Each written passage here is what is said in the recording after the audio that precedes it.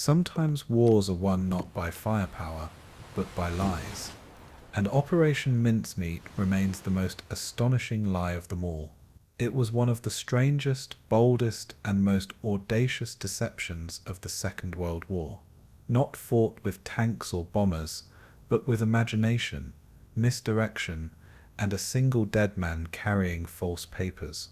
Operation Mincemeat was the story of how a handful of British intelligence officers turned the tide of the Mediterranean War, not with armies, but with an elaborate lie. In 1943, as the Allies prepared for the invasion of southern Europe, Hitler's armies still held fortress-like positions across Greece and the Balkans.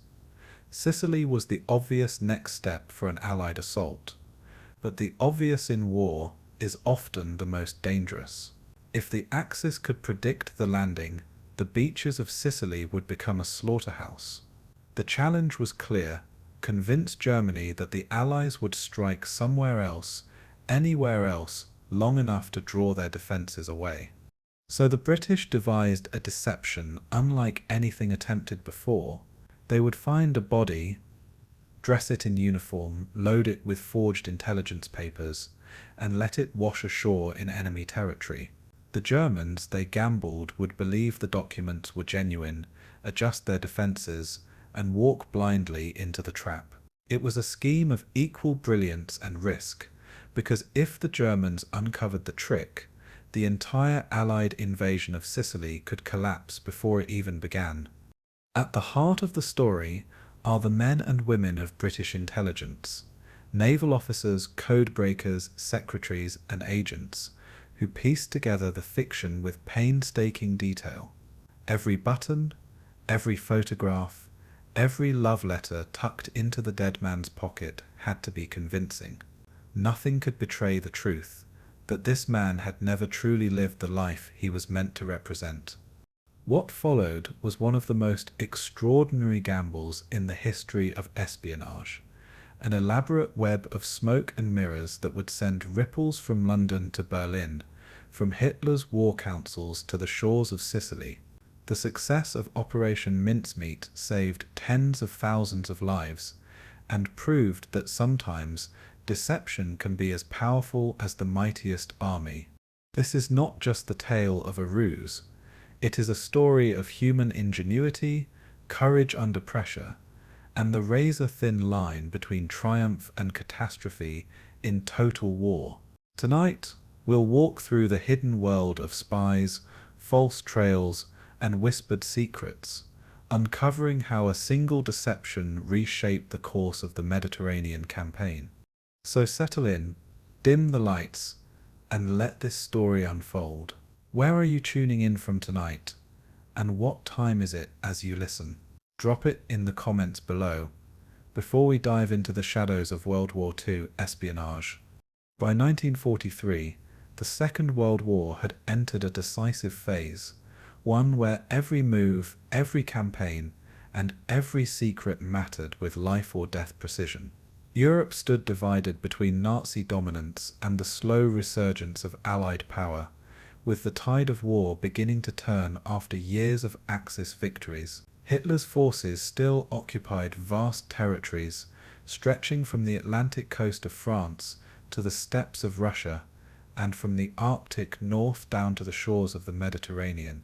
Yet the defeat at Stalingrad in February 1943 and the surrender of Rommel's Afrika Korps in May signaled cracks in the Nazi Empire.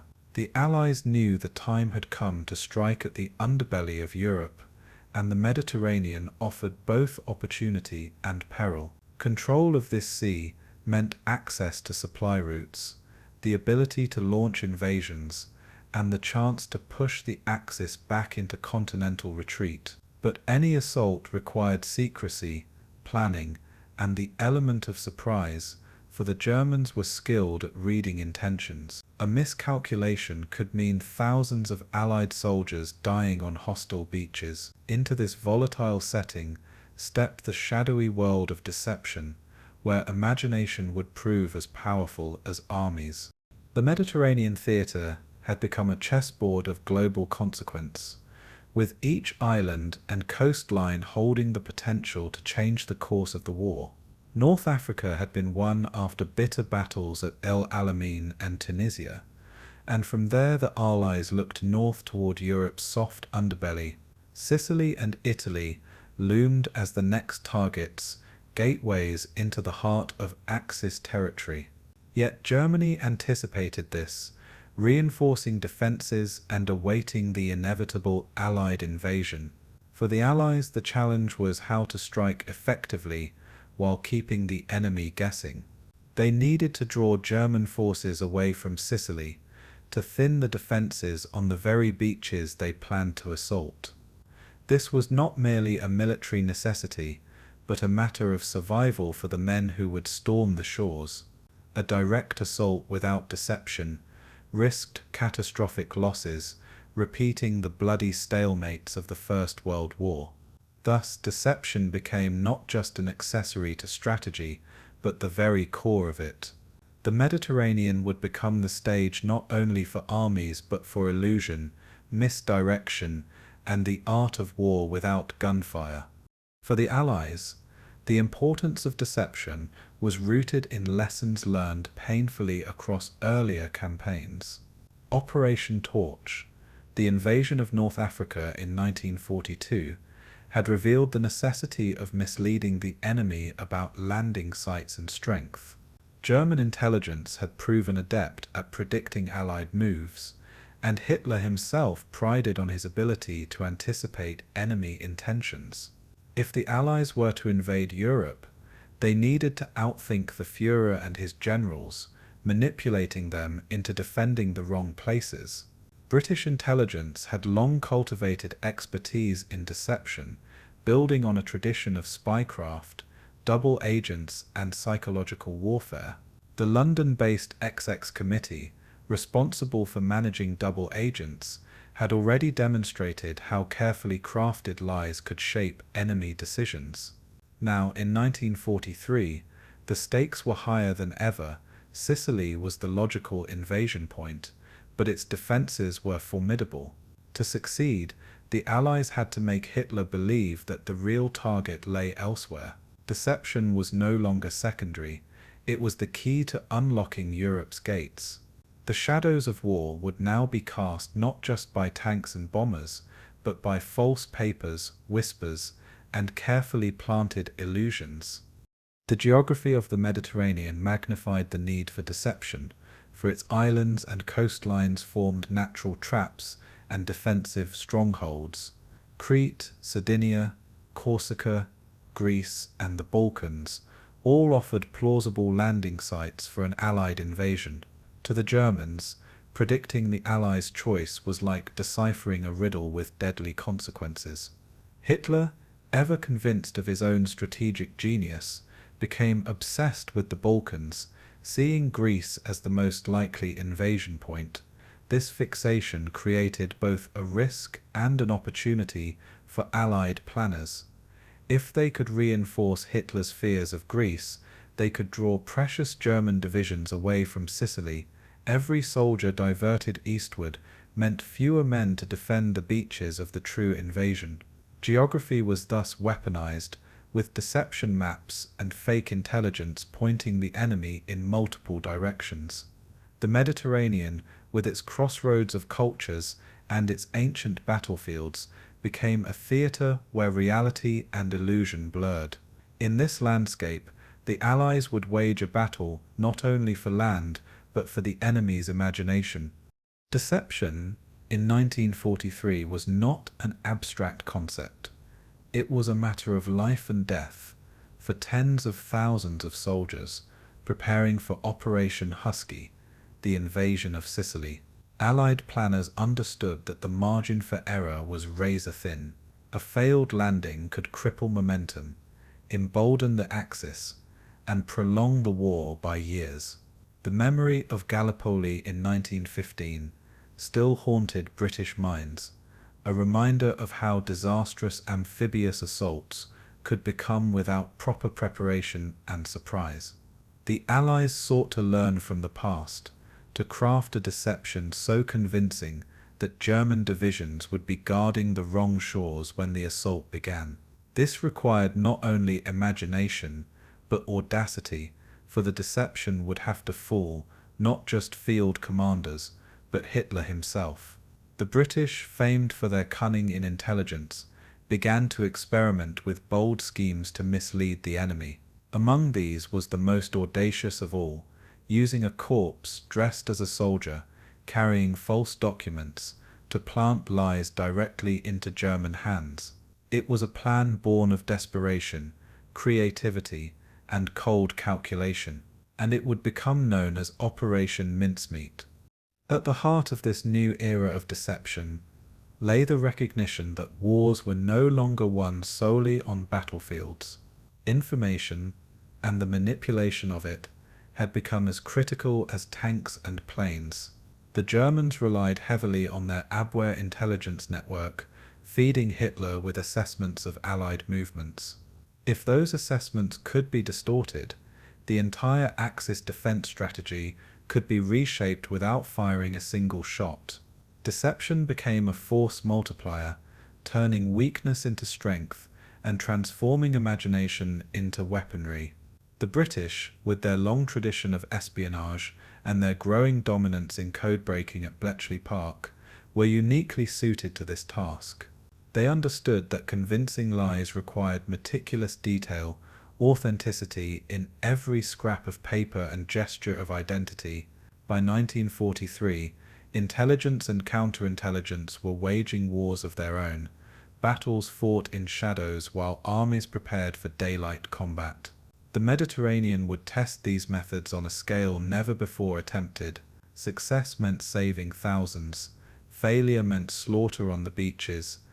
The Allied High Command faced a critical dilemma: how to distract German forces while ensuring that Sicily, the true target, remained vulnerable. Hitler's paranoia and fixation on southern Europe provided fertile ground for deception. If he could be persuaded that the Allies intended to strike Greece or Sardinia, he would inevitably redirect reinforcements away from Sicily. British intelligence saw in this an opening, a chance to turn Hitler's own suspicions against him. The challenge was how to deliver such misinformation credibly, ensuring the Germans believed it originated from authentic sources. Random rumors or planted newspapers would not suffice. The deception needed the weight of official documents and personal detail. To succeed, the Allies would have to stage an elaborate performance, one that extended from London to Madrid and from the depths of the sea to the desks of Berlin.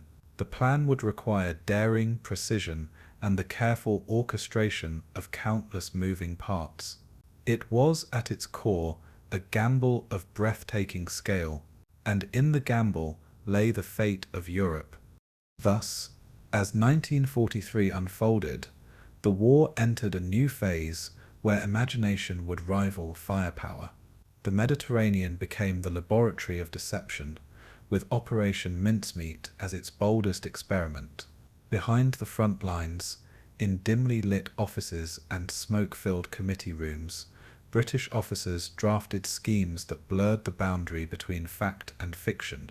Every forged signature, every fabricated letter, and every constructed identity was crafted with care, aimed at shaping the enemy's choices. The story of Operation Mincemeat was not only about misleading Hitler, but about redefining the art of war itself. It proved that armies could be moved not only by bullets and bombs, but by illusions planted in their minds.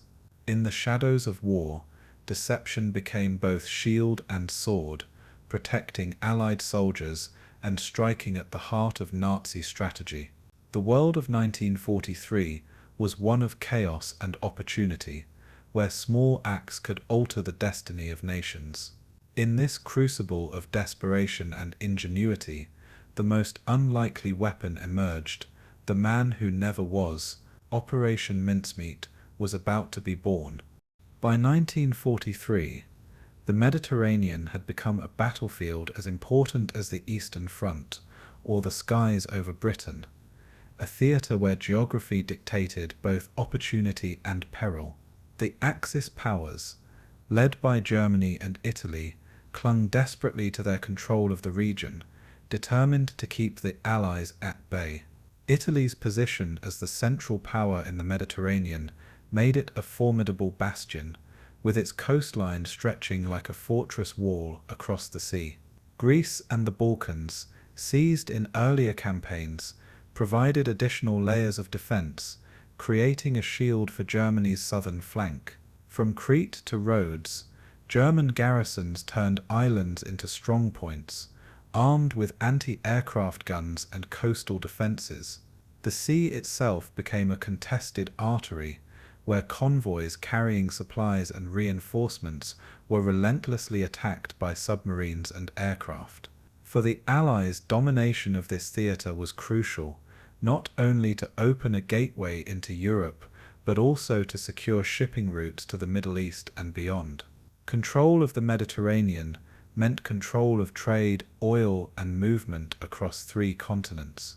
The Axis understood this as clearly as the Allies, which is why the struggle here became so intense.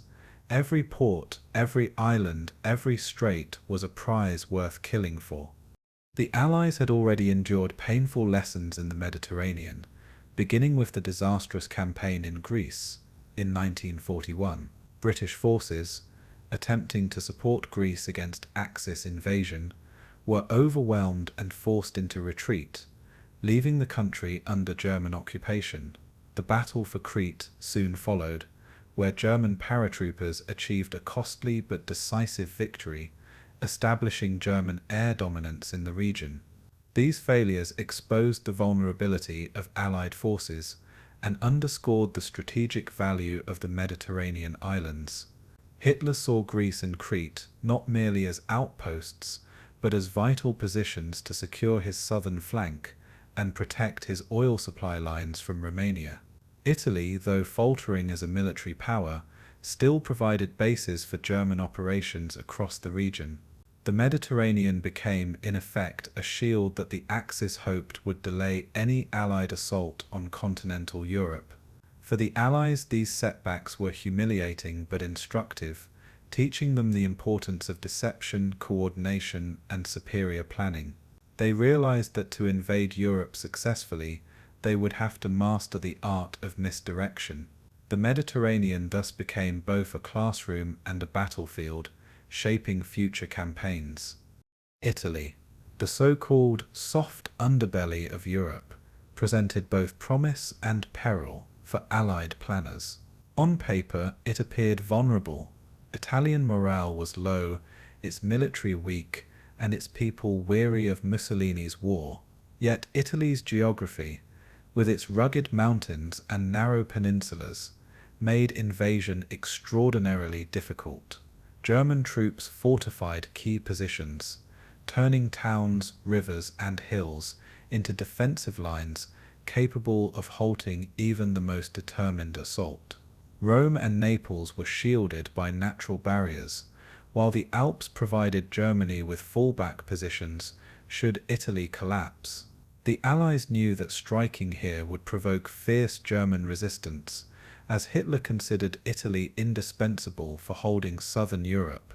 The challenge, therefore, was not simply defeating Italian forces, but breaking through German defences entrenched across the peninsula. The Mediterranean thus became both opportunity and trap, offering access into Europe, but at the cost of immense bloodshed. For Allied soldiers, the idea of storming Italy brought as much dread as hope. The struggle would test not only military strength, but the will to endure prolonged campaigns. Italy's soft underbelly would prove far tougher than anticipated. North Africa provided the Allies with their first major victories in the Mediterranean, but these triumphs came after years of grueling struggle. From 1940 to 1943, the deserts of Libya and Egypt became arenas where supply lines, fuel shortages, and harsh climates determined outcomes as much as tanks and guns. German General Erwin Rommel, the Desert Fox, won a reputation for brilliance, pushing British forces back toward the Nile and threatening to seize the Suez Canal. The canal was the lifeline of the British Empire, linking Europe to India and the Far East, and its loss would have been catastrophic. At El Alamein in late 1942, British General Bernard Montgomery halted Rommel's advance in a decisive battle that turned the tide. With American support through Operation Torch, the Allies squeezed Axis forces between Tunisia and Morocco, eventually forcing their surrender in May 1943. The North African campaign demonstrated the importance of logistics, deception, and cooperation among Allied forces. It also freed the Mediterranean for the next phase, the invasion of Europe itself. Victory in Africa was thus both an end and a beginning, setting the stage for Sicily. The Desert War was over, but the struggle for the sea had only just begun. Sicily became the obvious next target, a stepping stone between Africa and the Italian mainland. Its position in the heart of the Mediterranean made it the natural gateway for launching a full-scale invasion. Yet precisely because it was so obvious, German commanders anticipated it, fortifying the island with thousands of troops, artillery, and coastal defenses. Hitler believed the Allies might also strike at Greece, Sardinia, or even southern France, but Sicily remained high on his list of possibilities. The challenge for the Allies was to land successfully without suffering catastrophic losses under German fire. Amphibious invasions were notoriously difficult, as shown at Gallipoli in 1915 and Dieppe in 1942. To storm the beaches of Sicily, the Allies would need overwhelming force, naval supremacy, air superiority, and most importantly, deception. They had to convince Hitler to look elsewhere, to stretch his defences thin and weaken Sicily's shield.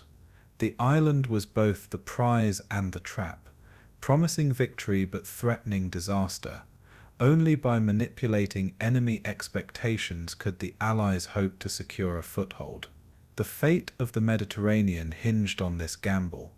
The Mediterranean's importance extended beyond strategy into politics and morale.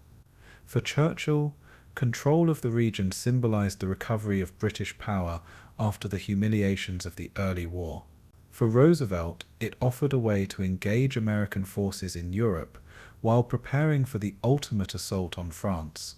For Stalin, it was a test of Allied commitment to opening a second front against Germany, alleviating the Red Army's burden on the Eastern Front. Each leader saw the Mediterranean not only as a theatre of war, but as a stage for alliance politics. Disagreements simmered over where and when to strike, with Churchill favouring southern Europe and Roosevelt more cautious about delays in France. The Mediterranean campaign thus became a compromise, a place where Allied unity could be tested and strengthened. Success here would reassure Stalin, bolster morale at home, and prove that Germany could be beaten outside of Russia. Failure, however, would fracture trust and embolden the Axis. The stakes extended far beyond the islands and coastlines. They reached into the very heart of Allied cooperation. The Mediterranean was as much a diplomatic arena as a battlefield. The Axis recognized the Mediterranean's importance just as keenly, pouring resources into defending its shores. German and Italian troops built coastal fortifications, laid minefields, and prepared airfields to strike at any invading force. Supply lines from mainland Europe fed garrisons across Crete, Sardinia, and Greece, while U-boats prowled the waters to harass Allied shipping.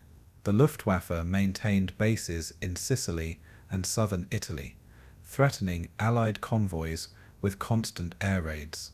For the Germans, every delay in the Mediterranean bought them time to strengthen the Atlantic Wall in France. Hitler was convinced that Allied operations here were part of a larger strategy to encircle Germany. He feared a multi-front assault, with pressure from Russia in the east and Anglo-American forces in the south and west.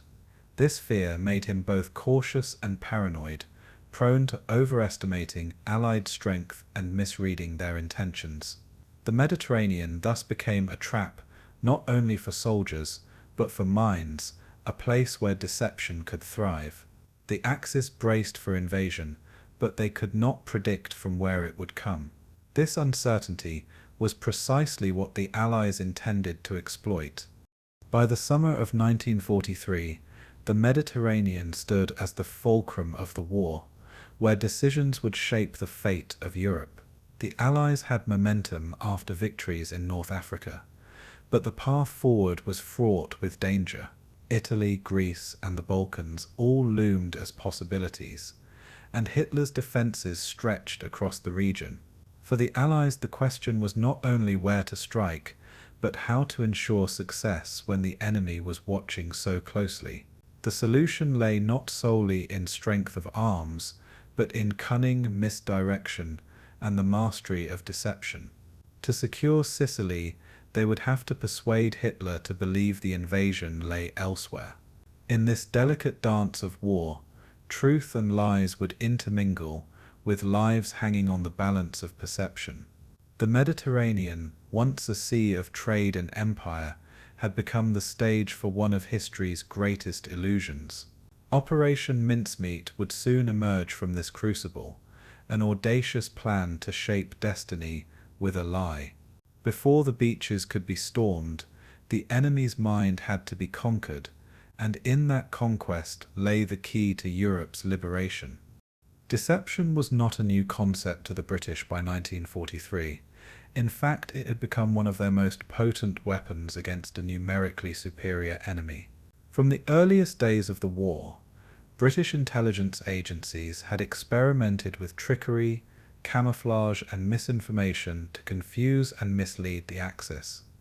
The creation of dummy airfields, inflatable tanks, and phony radio traffic demonstrated how illusion could substitute for firepower.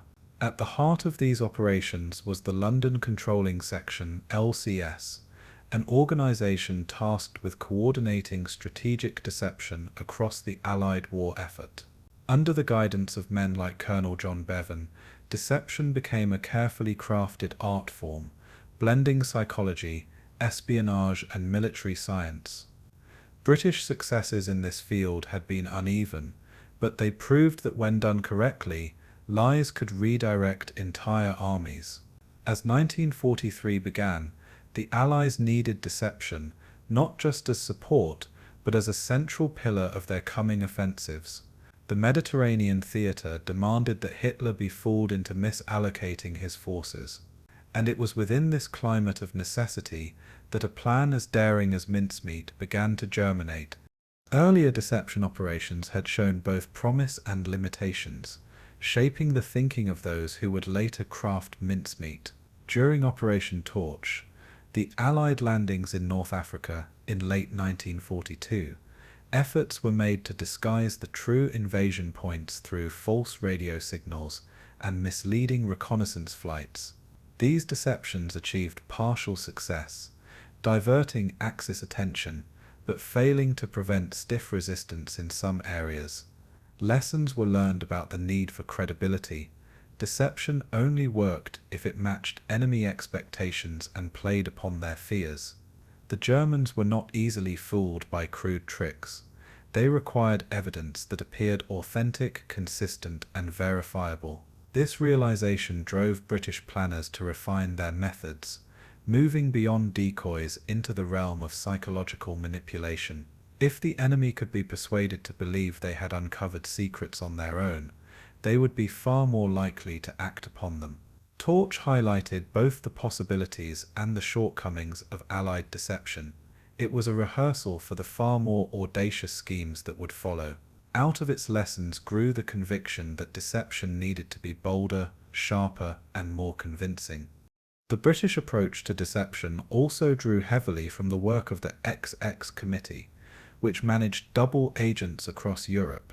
By carefully feeding controlled information through captured spies, the British had turned the Abwehr, Germany's intelligence agency, into a source of misinformation. These operations revealed that German intelligence was hungry for detail, particularly anything that appeared to be derived from high-level documents or personal correspondence.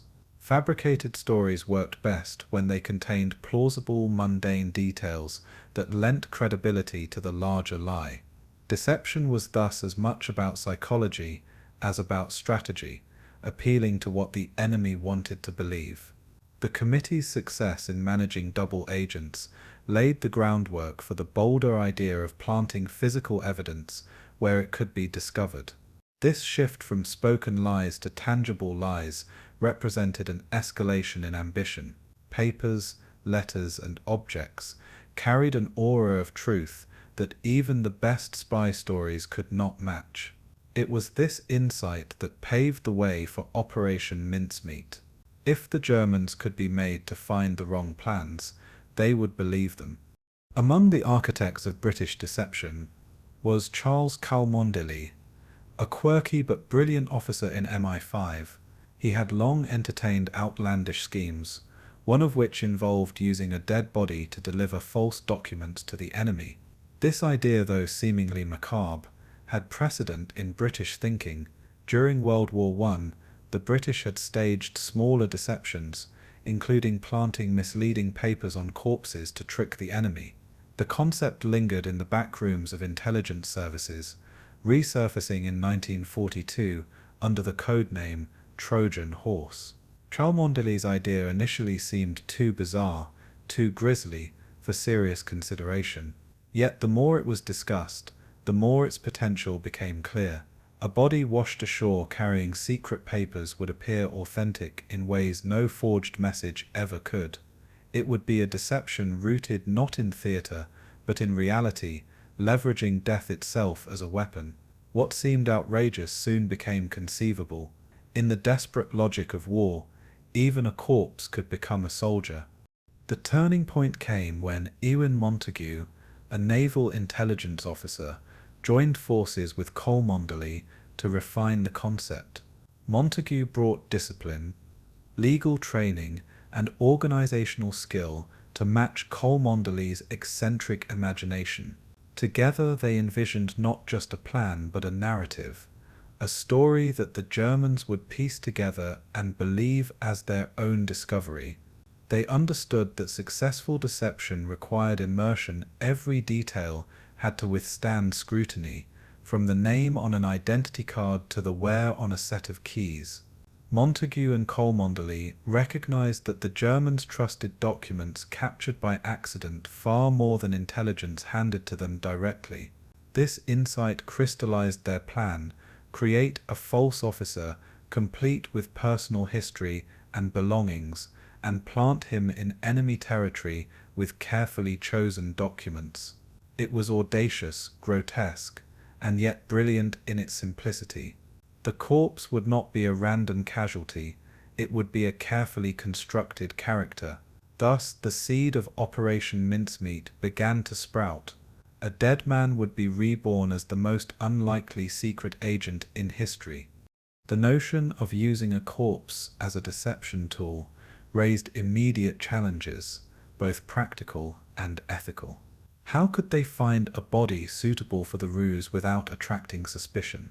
How could they ensure the body's condition would support the cover story of a drowned officer? How could they reconcile the moral implications of exploiting the dead for wartime trickery? These questions troubled some, but fascinated others, for the stakes were too high to dismiss unconventional methods. British intelligence had long been accustomed to walking the line between ingenuity and ruthlessness. War demanded sacrifices, and in their view, one anonymous body could save tens of thousands of lives. Still, the operation required absolute secrecy, careful planning, and coordination across multiple government agencies. It was not merely about finding a body, but about creating an identity, weaving lies so seamless they would pass for truth. The macabre nature of the scheme gave it an almost gothic character, a ghostly weapon fashioned from flesh and fiction. Deception was evolving from illusion to embodiment. A man who never lived would soon change the course of history. The audacity of the idea appealed to Churchill himself, who had long supported the use of deception as a cornerstone of strategy. He famously remarked that in war, truth is so precious that she should always be attended by a bodyguard of lies. Operation Mincemeat promised to provide exactly that, shielding truth with one of the most elaborate lies ever conceived. Churchill's backing ensured that the plan, however unorthodox, would receive serious consideration at the highest levels.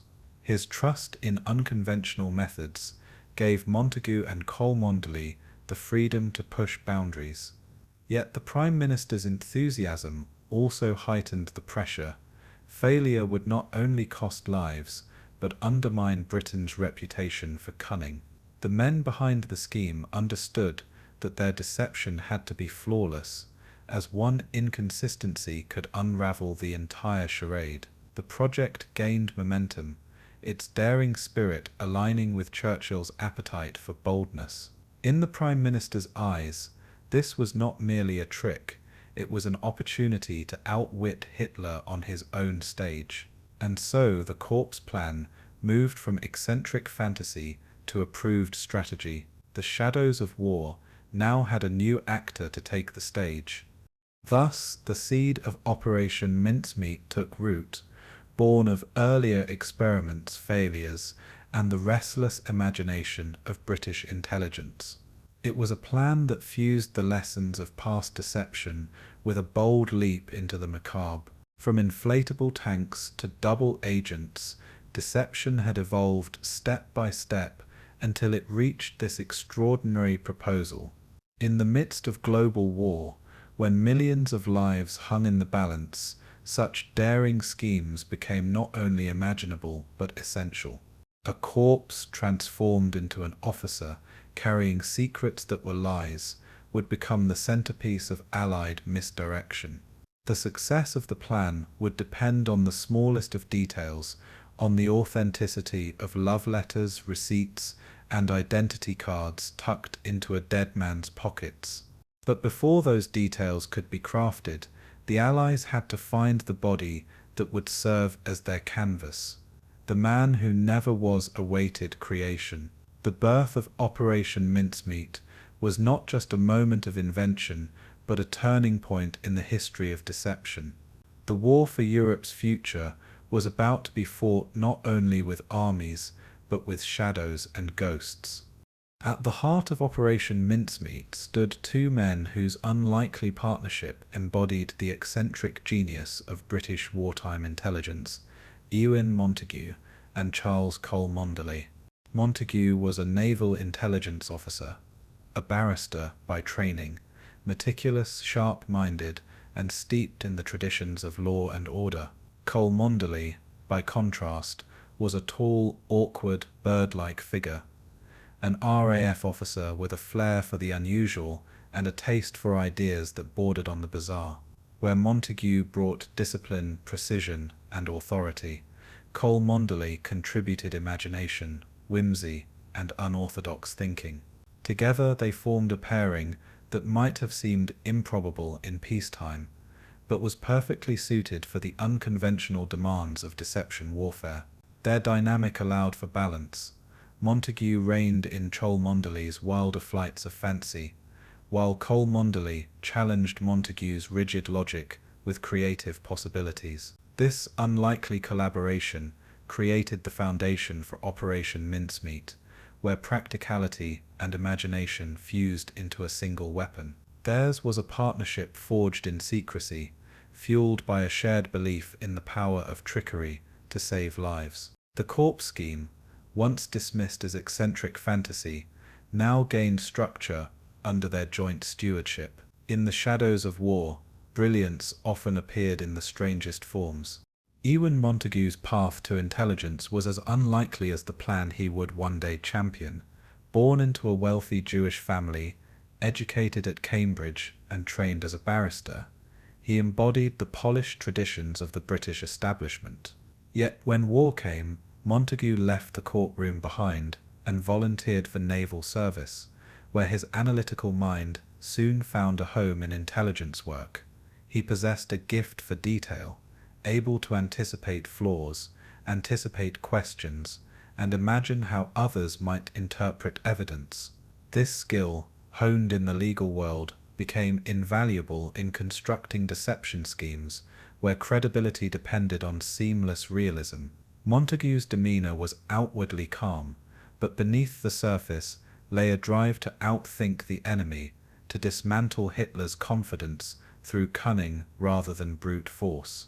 He carried himself with authority, yet his sense of humor and practicality endeared him to colleagues. In many ways, Montagu was the anchor of Operation Mincemeat, the man who would transform a macabre idea into a meticulously engineered deception. His legal training taught him that every lie required supporting evidence, every forgery a framework of authenticity.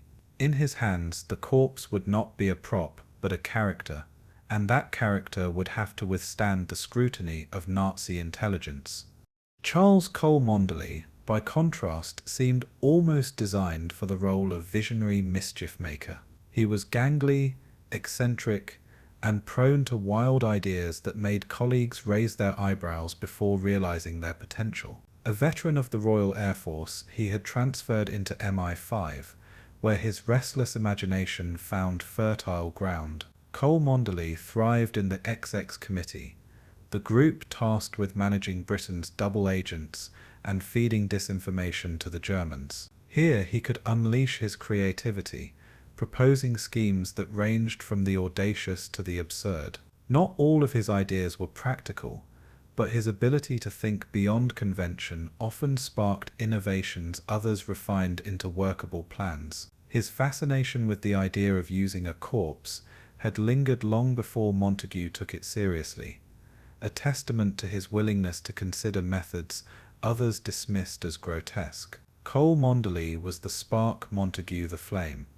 One provided imagination, the other structure. Without his peculiar vision, Operation Mincemeat might never have been born. In a war that demanded unconventional solutions, his eccentricity became a weapon, and in the strange theater of deception, his unorthodox brilliance proved indispensable. Their work was conducted within the broader framework of the XX Committee, one of the most secret and influential groups in the entire Allied intelligence network. Known colloquially as the Double Cross Committee, it managed captured German spies who had been turned into double agents working for Britain. This network allowed the British to feed false information to the Abwehr, shaping German perceptions of Allied strategy. The XX Committee operated like a grand puppet master, orchestrating a theater of lies in which agents whispered carefully crafted stories to their unsuspecting handlers. Montagu and Cholmondeley's corpse scheme was not separate from this, but rather an extension of it, a new way of delivering deception into German hands. The committee's philosophy emphasized detail, plausibility, and consistency, lessons that would shape every element of Operation Mincemeat. Deception was not a single act but a performance, one that had to be sustained across multiple channels of communication. The corpse would serve as one piece of this broader puzzle, complementing the misinformation spread by double agents. In this way, mincemeat was not an isolated trick, but part of a grand symphony of deceit. The XX Committee provided both inspiration and infrastructure for the plan to succeed. The environment of British intelligence during the war fostered such eccentric brilliance by necessity. Deception was not the domain of soldiers alone, but of academics, lawyers, novelists, actors, and eccentrics recruited into the secret war.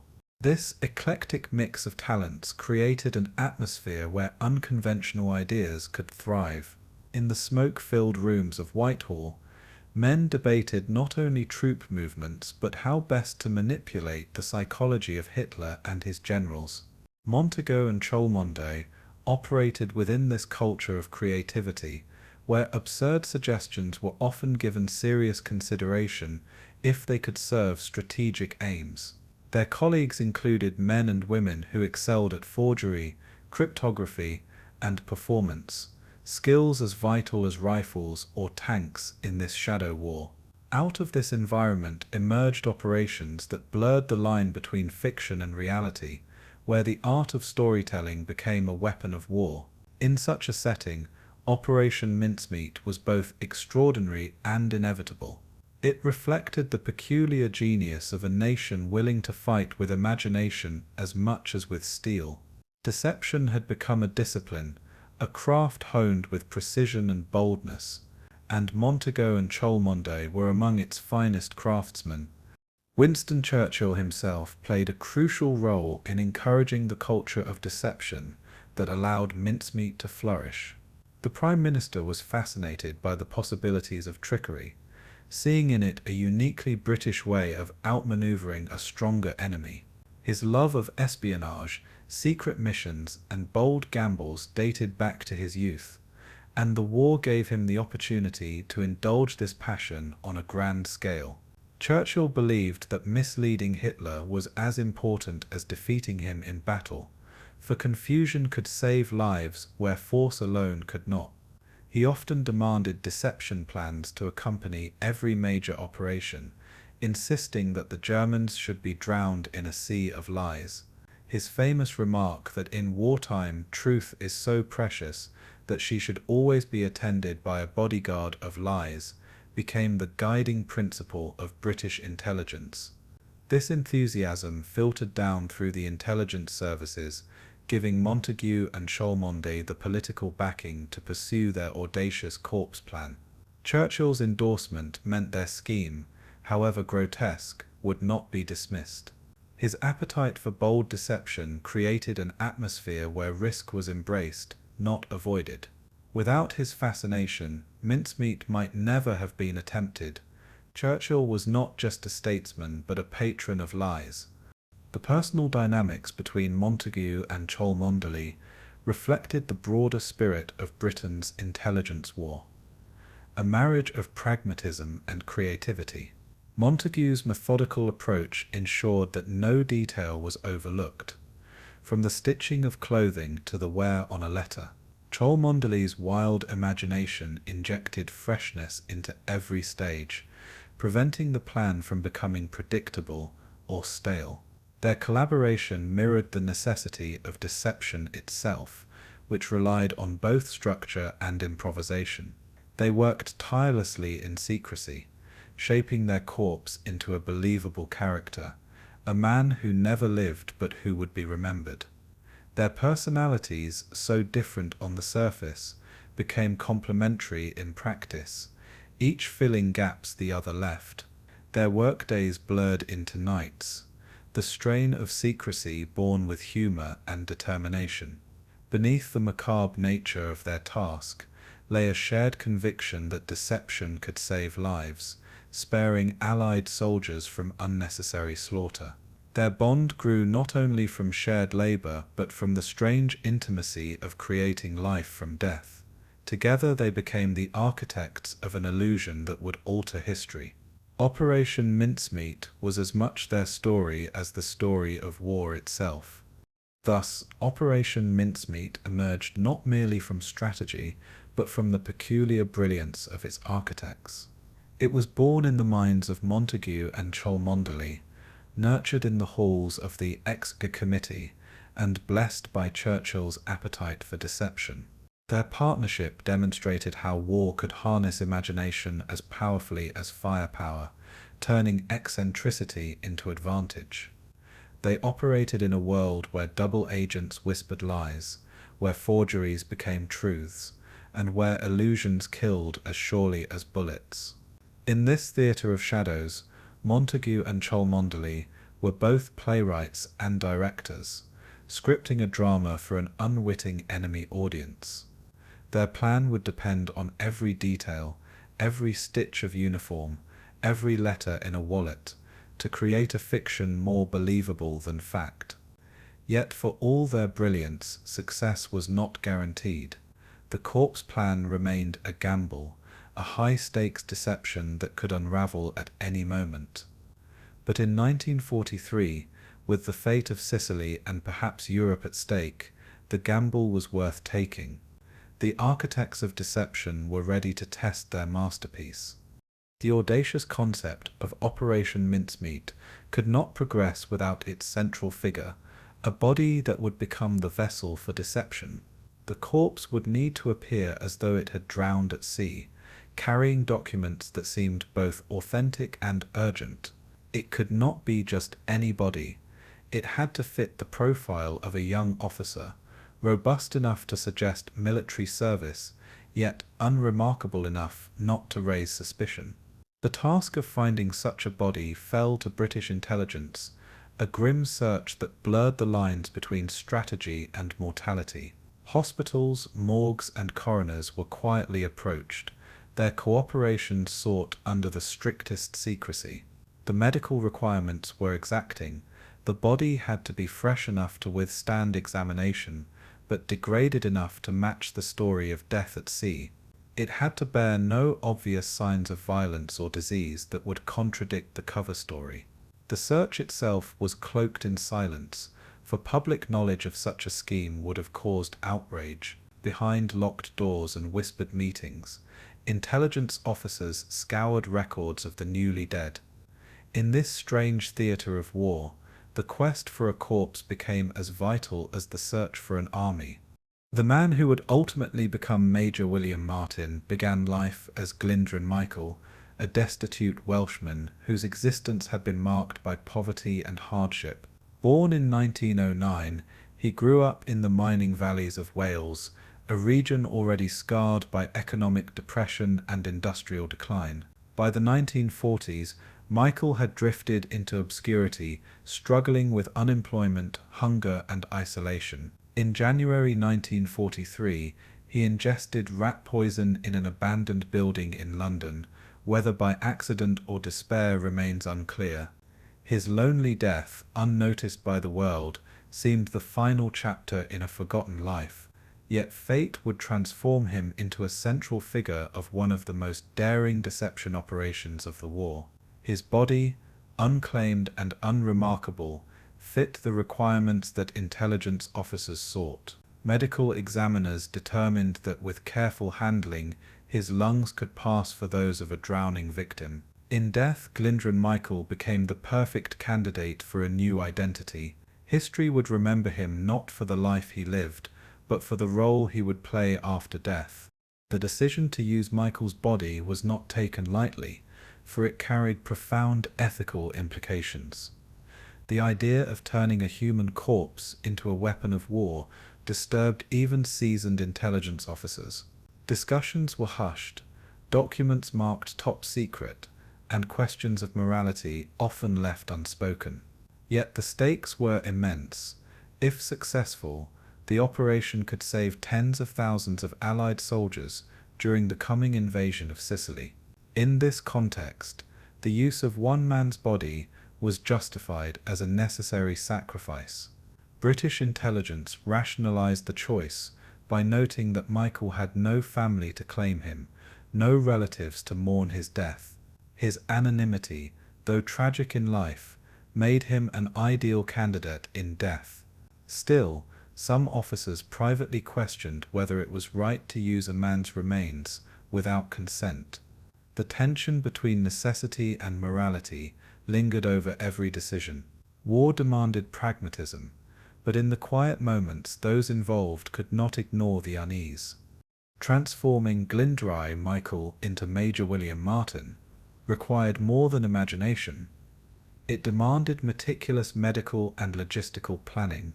Pathologists studied his body carefully, ensuring that his physical condition could support the cover story of drowning. Preserving the corpse posed challenges, as decomposition threatened to unravel the deception before it began.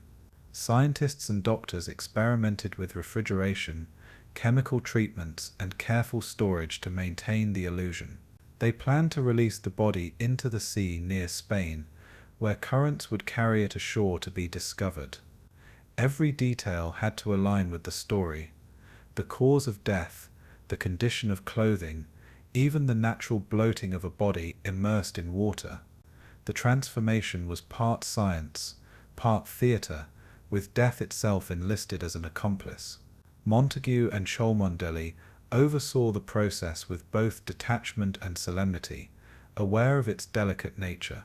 For them, Michael was no longer just a corpse, he was the canvas upon which the success of Mincemeat depended. The man who had died in obscurity was being reborn as a symbol of strategic genius. In this macabre preparation, the line between life and fiction blurred beyond recognition. Naming the corpse, Major William Martin, was itself an act of calculated deception. The name was deliberately chosen to sound ordinary, common enough to be plausible, yet distinguished enough to imply rank and responsibility. The choice of Martin aligned with real names listed in naval registries, further reinforcing authenticity. Identity papers were created with painstaking accuracy, complete with official stamps, signatures, and watermarks. Doctors and clerks crafted a backstory of a naval officer assigned to top-secret operations, weaving details of duty and daily life. Personal touches, letters from a fiancé, a photograph of a sweetheart, ticket stubs, and receipts, added layers of realism. Each item was carefully chosen to reflect the habits of an officer, grounding the illusion in the mundane. The success of the deception depended on these details, for German intelligence would scrutinize every aspect of the body's belongings. Montagu and Cholmondeley understood that it was not enough to present documents. They had to create a life. Major Martin was not merely a name, he was a story waiting to be believed. The ethical dilemmas deepened as preparations continued, for those involved were acutely aware of the human cost behind the fiction. Glyndwr Michael, a man forgotten in life, was now being repurposed in death for a cause far larger than himself. Was this exploitation, or was it redemption, giving meaning to a life otherwise cut short? The officers comforted themselves with the belief that his body would save lives, that Michael's silent sacrifice was not in vain. Yet they also grappled with the macabre nature of their work, as if manipulating death itself was a form of desecration. These moral questions were rarely voiced, but always felt, lingering like shadows over the operation. War often forced men to confront choices that blurred the boundary between necessity and humanity. In the pursuit of victory, even the dead were conscripted into service. Operation Mincemeat embodied this paradox, a strategy that was both brilliant and unsettling. In Glyndwr Michael's body lay the uneasy fusion of ethics, strategy, and desperation. The secrecy surrounding the body's transformation was absolute, for exposure of the plan would have rendered it useless and provoked scandal. Only a small circle of officers, doctors, and technicians knew the truth, each sworn to silence. Even within intelligence circles, whispers of the man who never was circulated without clarity. Documents were coded, reports minimized, and conversations cut short whenever outsiders approached. The corpse itself was stored discreetly, its condition monitored with clinical detachment. To the outside world, Glyndwr Michael remained an unknown pauper. To those inside the circle, he had become Major William Martin of the Royal Marines. This duality highlighted the surreal nature of the operation, where reality and fiction intertwined in the most intimate way. The planners bore the heavy burden of maintaining secrecy, knowing that discovery would not only doom the operation but dishonor the dead. Silence became their shield, as important as the forged letters and false plans. In shadows and whispers, the man who never was prepared for his journey. Thus, the story of Glyndwr Michael became inseparable from the legend of Operation Mincemeat.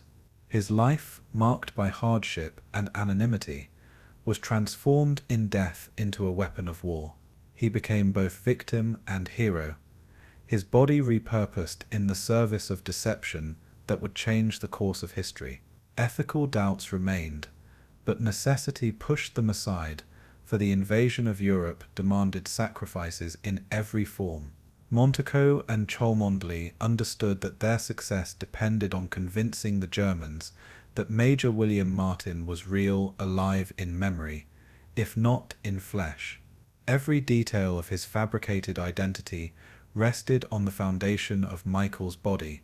The man who had died in obscurity would now live forever in the annals of espionage.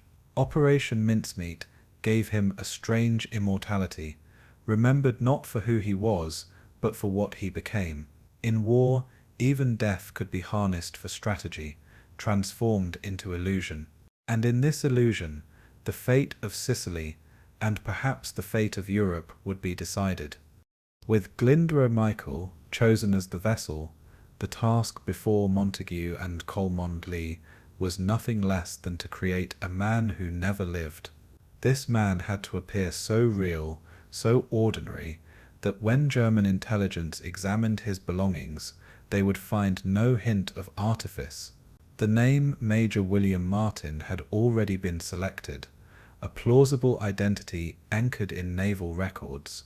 But a name alone was not enough. He needed a history, habits, relationships, and all the clutter of daily life that makes a person authentic. Every forged scrap of paper, every scuffed object, had to withstand scrutiny from experienced intelligence officers searching for flaws. The Germans were not fools. They were meticulous, suspicious, and adept at spotting inconsistencies. To convince them Martin's life had to be layered with details so mundane they would seem genuine. Montagu and Cholmondeley were in effect writing a biography, one told not in books, but in the contents of a dead man's pockets. The story of Major Martin would be told through fragments of life, stitched together into truth-like fiction. The key to Martin's identity lay in what intelligence officers called wallet litter, the personal debris that fills the pockets of ordinary men. This included theatre ticket stubs, bus receipts, bank statements, and dry cleaning slips, all carefully aged and smudged to suggest use. A set of keys, slightly worn, was added to reinforce the idea of a man with a flat, a life and obligations waiting elsewhere. A note from his tailor confirmed a recently altered uniform, grounding him in the material culture of an officer. His wallet contained a modest sum of real currency, sufficient for credibility, but not so much as to raise suspicion. These fragments of the everyday, so small and seemingly insignificant, became essential to the illusion. Without them, Martin would be a soldier in name only, a hollow identity. With them, he became a man caught in the routines of wartime life. The Germans would see not invention but reality woven from the texture of detail. The clutter of existence became the scaffolding of deception. In the ordinary lay the extraordinary power of believability. No man's life feels complete without ties of love, and so the planners gave Martin a fiancée, adding romance to the fiction. A photograph of a young woman, carefully selected for her warm but unremarkable beauty, was slipped into his wallet. Alongside it went tender letters addressed to my darling William, filled with affection, small jokes, and everyday worries. The letters were written in a hand that looked hurried yet affectionate, mimicking the style of wartime correspondence. They included details of rationing, nights at the cinema, and longing for reunion, all familiar notes to anyone separated by war. The fiancée, nicknamed Pam, was given just enough depth to feel real, without excess that might appear suspicious. Her presence humanized Martin, transforming him from a faceless officer into a man with hopes, dreams, and someone waiting at home. German analysts, upon reading these notes, would find confirmation of his authenticity. After all, who forges romance in such painstaking detail? Yet this romance was the most deliberate fiction of all. In Pam's letters, love itself became a weapon of war.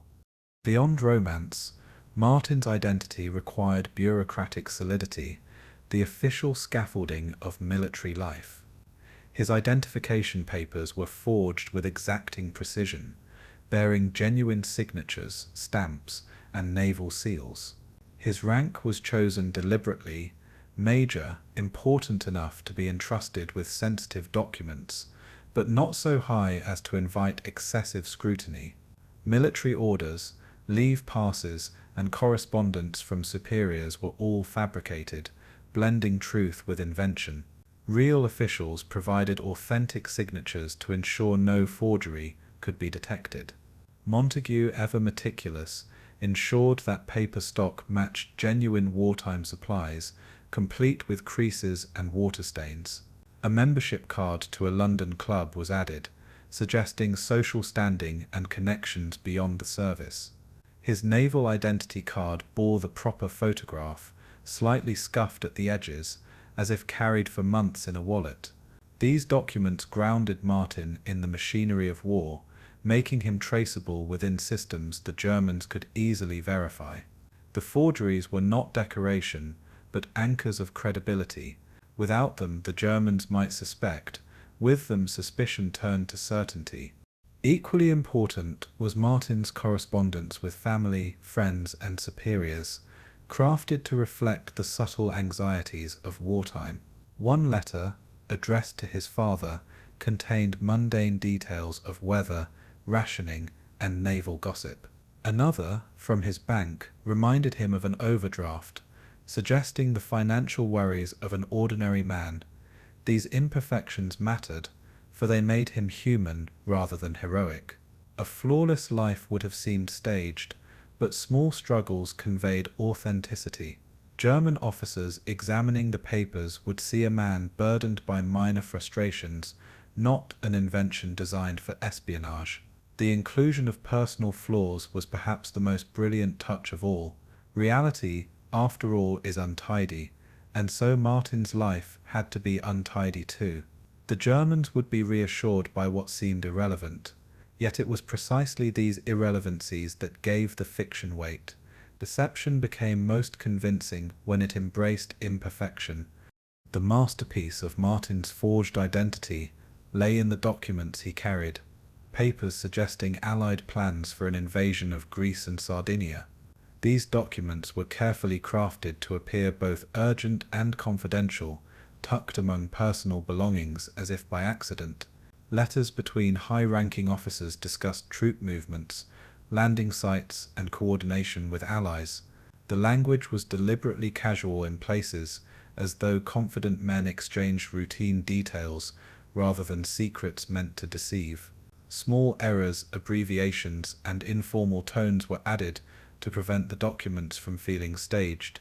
They were stamped with genuine seals and signatures, making forgery undetectable. Montagu and Cholmondeley knew that the Germans would seize upon these papers as a prize too valuable to ignore. Yet the genius of the plan was not only in the documents themselves, but in the life wrapped around them. The Germans would not question their authenticity, because they came from a man whose entire existence appeared authentic.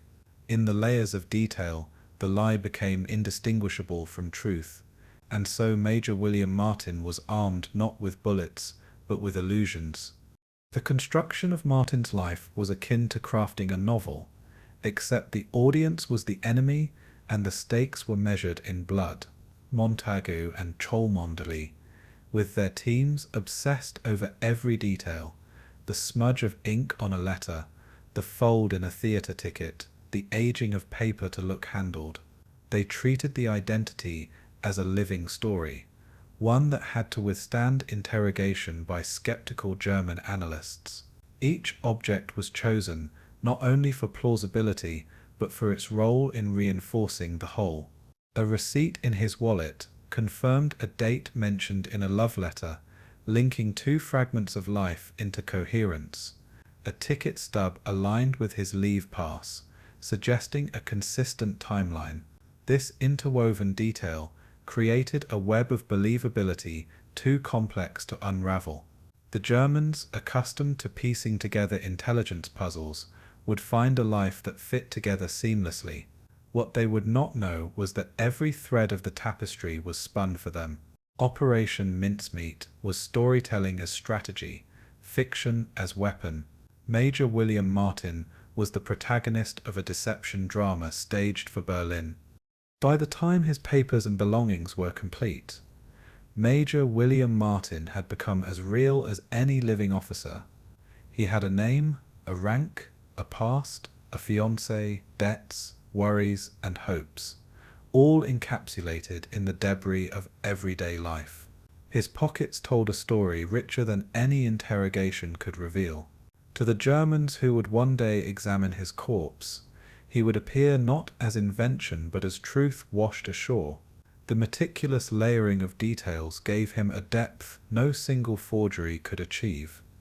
Montagu and Cholmondeley had not only created a man, they had created the illusion of existence itself.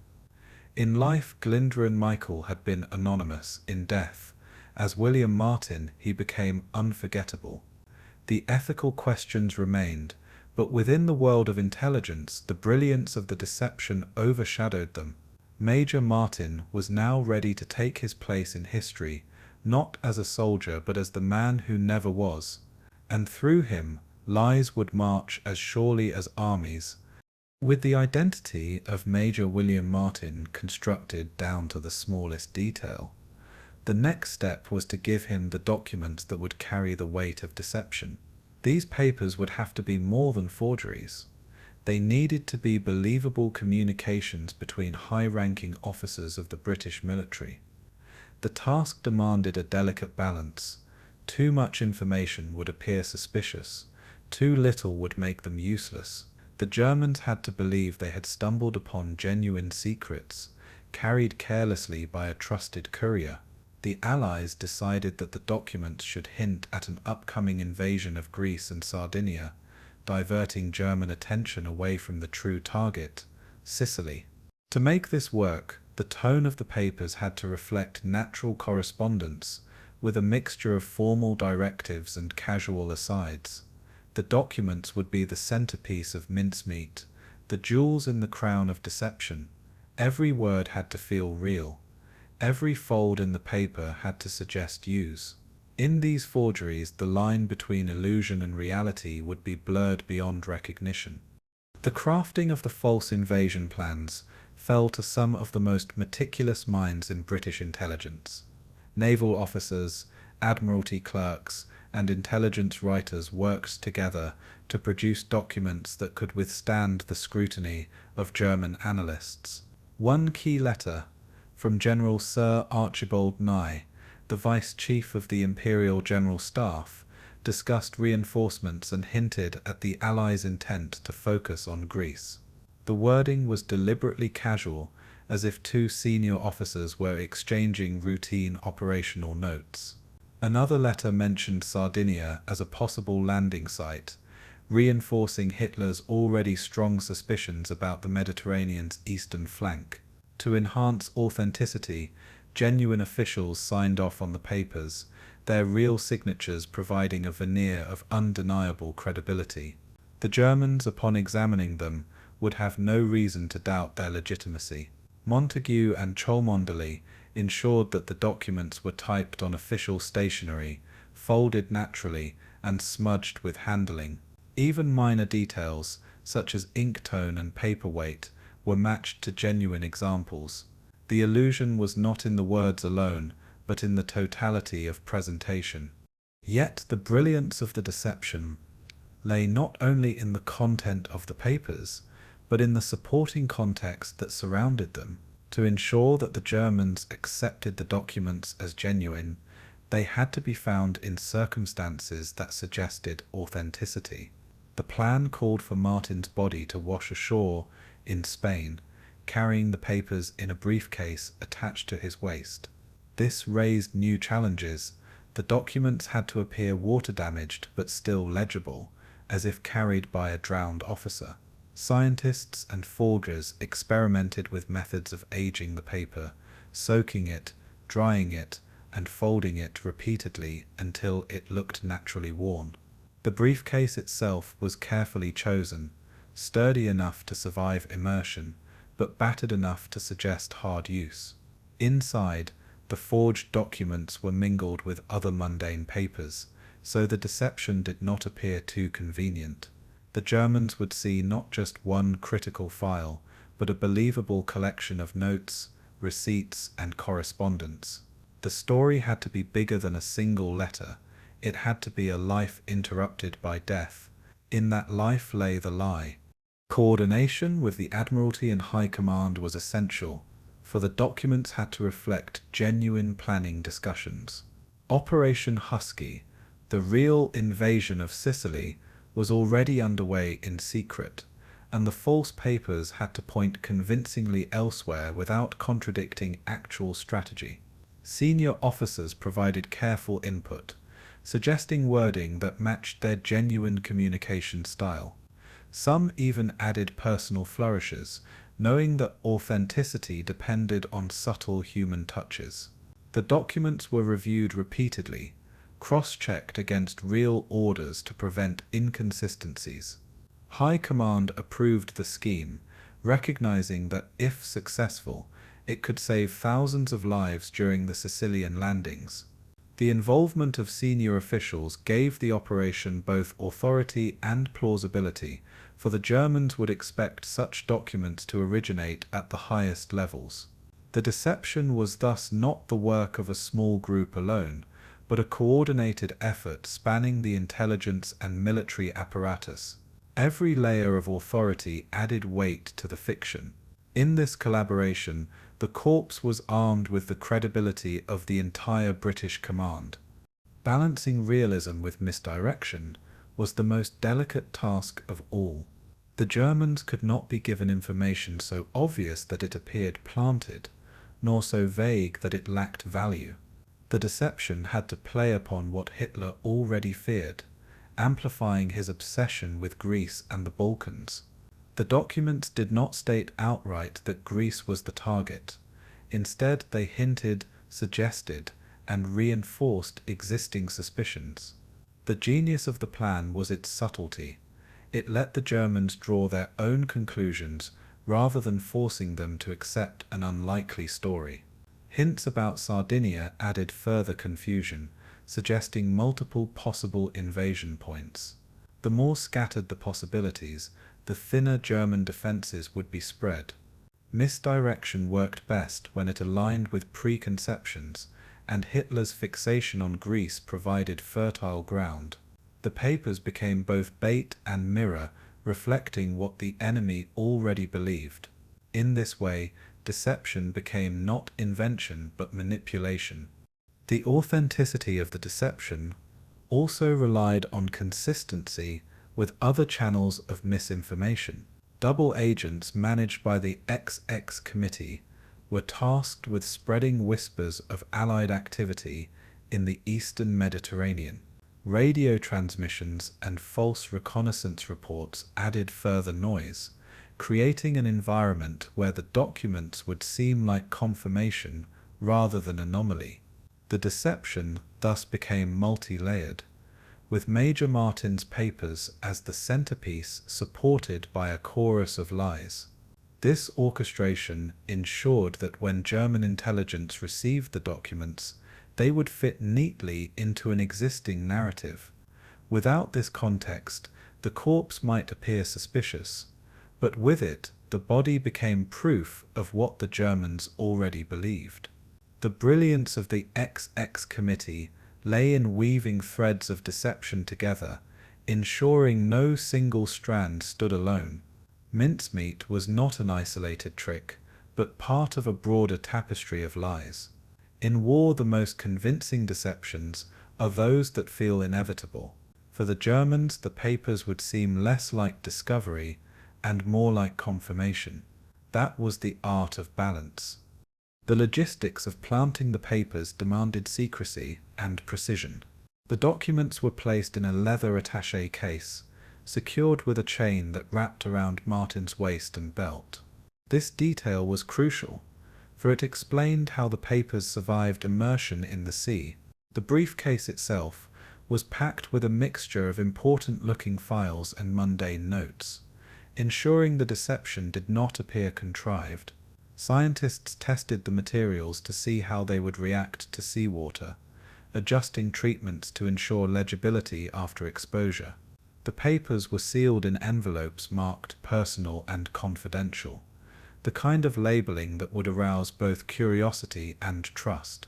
Each fold, stain, and mark was carefully planned, so the Germans would believe they were examining genuine wartime relics. Montagu and Cholmondeley reviewed every item, weighing not just its purpose but its story. Nothing was left to chance, for chance could mean failure. In this way, the corpse was armed with more than a false identity. It carried the burden of a nation's hopes. By the spring of 1943, the papers were complete, the briefcase packed, and Major Martin ready for his final journey. What began as a bizarre idea had become a carefully engineered deception, layered with plausibility and precision. The success of Operation Mincemeat would hinge not only on the quality of the forgeries, but on the enemy's willingness to believe. Every scrap of paper, every letter, every smudge carried the weight of thousands of lives who would storm the beaches of Sicily. Montagu and Cholmondeley had crafted not just documents but a narrative, one that would unfold in Berlin, as if written by fate. The corpse was no longer just a body, it was a message sealed in flesh and paper, destined for discovery. The brilliance of the scheme lay in its simplicity: make the enemy believe they had uncovered the truth. Yet beneath that simplicity lay weeks of labor, ingenuity, and moral compromise. The stage was set, the papers in place, the story written. All that remained was to deliver the lie to its audience. By late April 1943, the deception plan was ready to move from planning rooms in London to the cold waters of the Mediterranean. Major William Martin, once Glyndwr Michael, now a man built of lies and fragments of everyday life, awaited his final journey. The body had been carefully preserved, dressed in uniform, and strapped to the briefcase, carrying the forged documents. His identity was complete: naval tags, personal letters, banknotes, and the mundane clutter of existence, all woven together into a convincing tapestry. The question now was how to deliver him to enemy hands without suspicion. For this task, the Royal Navy turned to one of its most trusted submarines, HMS Seraph, a veteran of daring missions across Europe's coasts. Commanded by Lieutenant Bill Jewell, Seraph had already conducted secret operations, including landings of agents and reconnaissance near hostile shores. Now it would undertake its strangest mission yet, carrying not commandos or weapons, but a corpse disguised as an officer. The submarine, silent and stealthy, was chosen for its ability to deliver Martin undetected to the coast of Spain. In the confined steel belly of Seraph, deception's most unusual passenger awaited history. The selection of Spain as the destination was itself a calculated decision. Officially neutral but leaning toward the Axis, Spain had long been a hotbed of German intelligence activity. The Abwehr, Hitler's intelligence service, maintained close ties with Spanish officials, receiving information through sympathetic intermediaries. Britain knew that if documents washed ashore on Spanish soil, they would inevitably find their way to German hands. Spain's coastal authorities, opportunistic and often corrupt, were unlikely to resist the temptation to share such a discovery with Berlin. At the same time, Spain's neutrality gave the British plausible deniability. They could demand the papers back diplomatically, while secretly hoping they would be copied and passed to the Germans. The coast near Huelva was chosen, a region where German agents maintained strong influence, and where currents could naturally carry a body ashore. It was a perfect setting for the deception, where politics, geography, and espionage intersected. The corpse would appear not as a planted trick, but as the tragic remains of an Allied courier lost at sea. The stage was thus set for the final act of the operation. On April 19, 1943, Major William Martin's body was placed into a special canister designed to preserve it during the submarine's journey. The container, cylindrical and airtight, resembled a torpedo, allowing it to be transported without arousing suspicion. Inside, dry ice kept the corpse cold, delaying decomposition until it could be released into the sea. Montagu and Cholmondeley personally oversaw the preparation, ensuring that every detail was perfect. Naval personnel were briefed under strict secrecy, sworn never to reveal the bizarre cargo they were carrying. The canister was labeled "optical instruments," disguising its grim contents from anyone outside the operation. Only Lieutenant Jewell and a select few aboard HMS Seraph knew the truth of what they carried. To them, the mission was both surreal and sobering. They were transporting not weapons but a fiction made flesh. The voyage itself was cloaked in silence, the submarine slipping away from Britain under cover of darkness. In its hull lay the strangest of passengers, a dead man destined to alter the fate of thousands. The journey south through the Atlantic was long and perilous, as U-boats still prowled the waters in search of Allied shipping. Seraph, moving silently beneath the waves, relied on stealth and experience to avoid detection. Inside the submarine, the crew carried on their duties with discipline, though whispers inevitably arose about the mysterious canister. Jewell maintained strict control, revealing only that the mission was of the highest secrecy, sanctioned by London itself. In the cramped quarters of a submarine, secrecy was difficult to maintain, but naval tradition demanded obedience. The men focused on their tasks, trusting their captain without question. Meanwhile, the body of Major Martin remained sealed in his canister, the dry ice gradually sublimating into gas that vented harmlessly. Each passing mile brought the submarine closer to Spain and to the moment when the deception would be set in motion.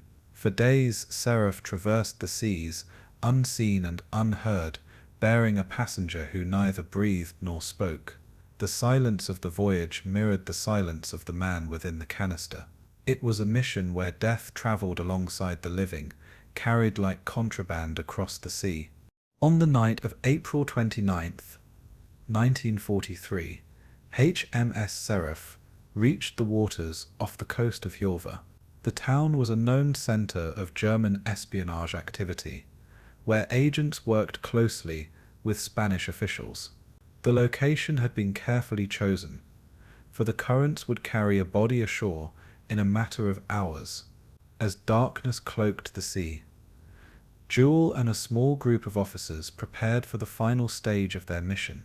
The canister was hauled up onto the deck, its chilling weight a reminder of the unusual nature of their task.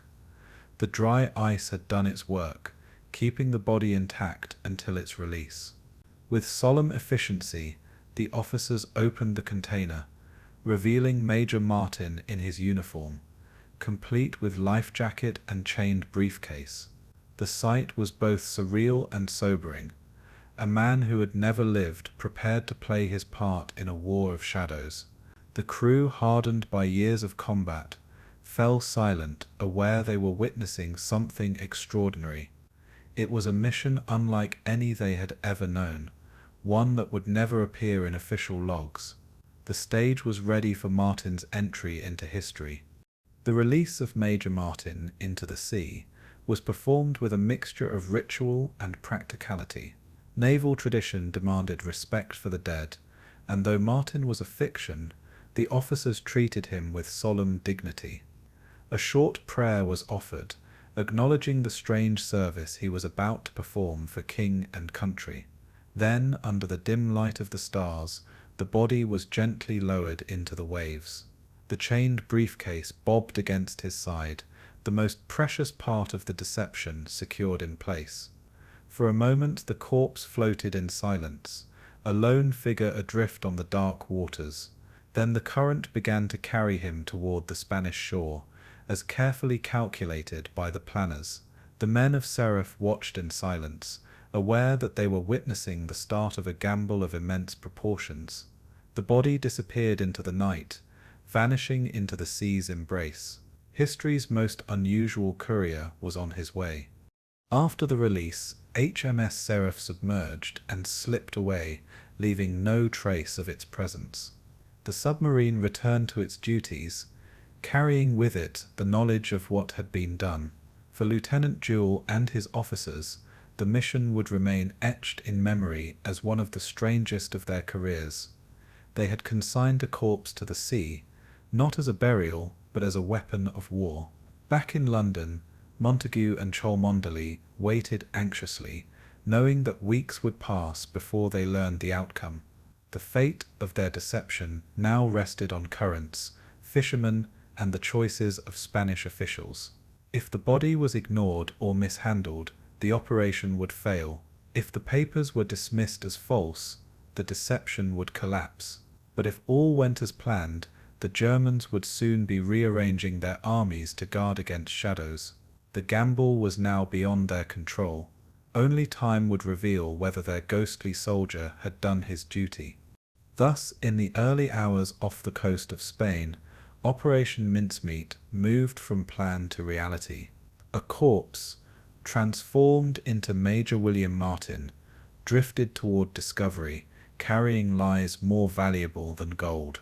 The submarine HMS Seraph had delivered its silent passenger with precision, completing one of the most extraordinary missions of the war.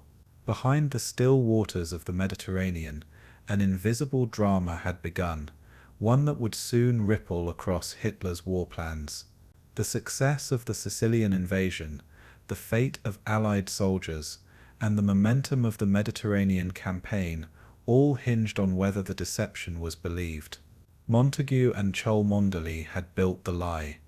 Jewell and his men had delivered it. Now the currents of the sea, and the currents of human decision, would carry it forward. In the waves off Glyndwr, a new chapter of history unfolded. The man who never was had entered the war, and with him came the possibility of victory born from illusion. In the early dawn of April 30th, 1943, the quiet rhythm of life along the Spanish coast at Glyndwr continued as it always had. Fishermen rose before sunrise, their boats rocking gently as they prepared to cast their nets into the Atlantic waters. But on that morning, the sea delivered not fish, but a grim and unusual catch.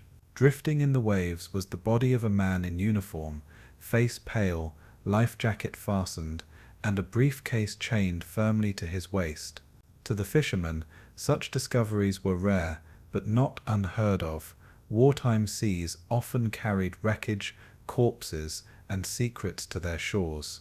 They hauled the body onto their boat, noting the unmistakable air of military authority suggested by his attire. The leather briefcase, heavy and secure, immediately suggested importance. By the time they reached the port, the news of the discovery was already spreading. A dead Allied officer had been delivered by the sea, and with him perhaps the whispers of war itself. The deception had moved into its most delicate stage, discovery.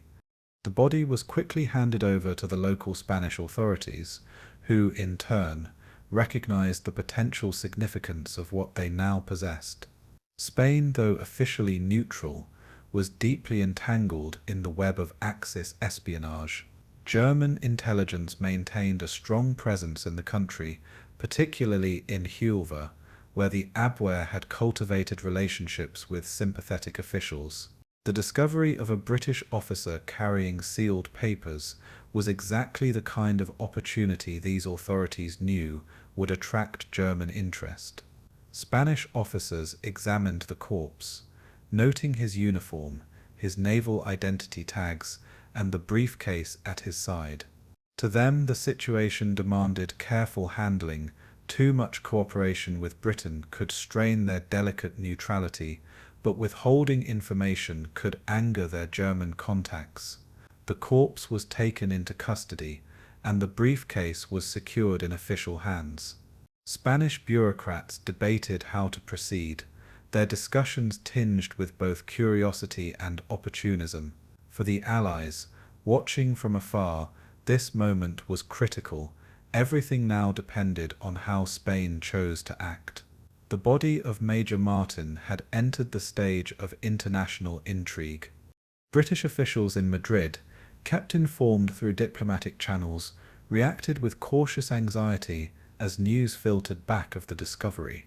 On the surface, they insisted that the documents must be returned immediately, citing their confidential nature and Britain's rights under international law.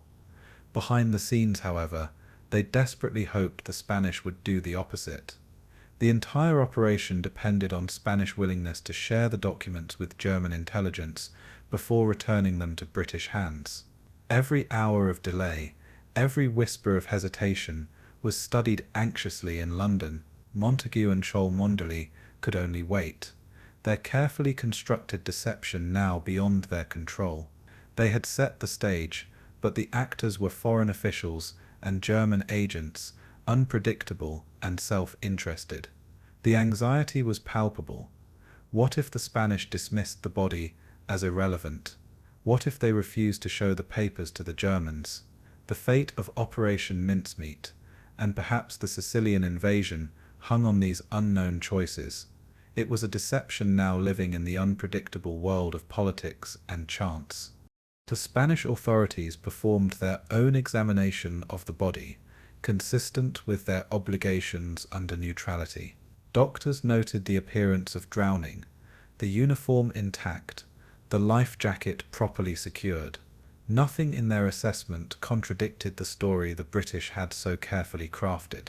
The body was buried with due ceremony in the cemetery at Glyndwr, marked as Major William Martin of the Royal Marines. This act itself added authenticity, for the burial of an Allied officer gave weight to the fiction. The documents, however, remained under scrutiny. Spanish officials debated how to handle them, recognizing both the diplomatic risk and the potential value of sharing them with German contacts. The British ambassador pressed formally for their return, his requests carefully worded but deliberately ineffective. Beneath the surface of protocol, the Allies prayed that Spanish hesitation would provide time for the Germans to copy the files. The plan required Spain to be both neutral and complicit, a contradiction that deception could exploit. Meanwhile, German intelligence officers stationed in Spain quickly learned of the discovery. Their Abwehr contacts were eager, pressing Spanish officials for access to the papers. The Spaniards, balancing diplomacy and duplicity, allowed the Germans discreet glimpses of the contents. Copies were secretly made, and within days transcripts of Martin's documents were on their way to Berlin. The Germans viewed the find as a stroke of fortune, a rare glimpse into Allied planning delivered by the sea. To them the circumstances seemed too natural to be staged. A courier lost at sea, his body washing ashore, his secrets chained to his waist. The combination of authenticity, the body, the uniform, the belongings, and the plausibility of the situation made suspicion unlikely. The Abwehr was convinced they had intercepted genuine intelligence, a prize worthy of immediate attention.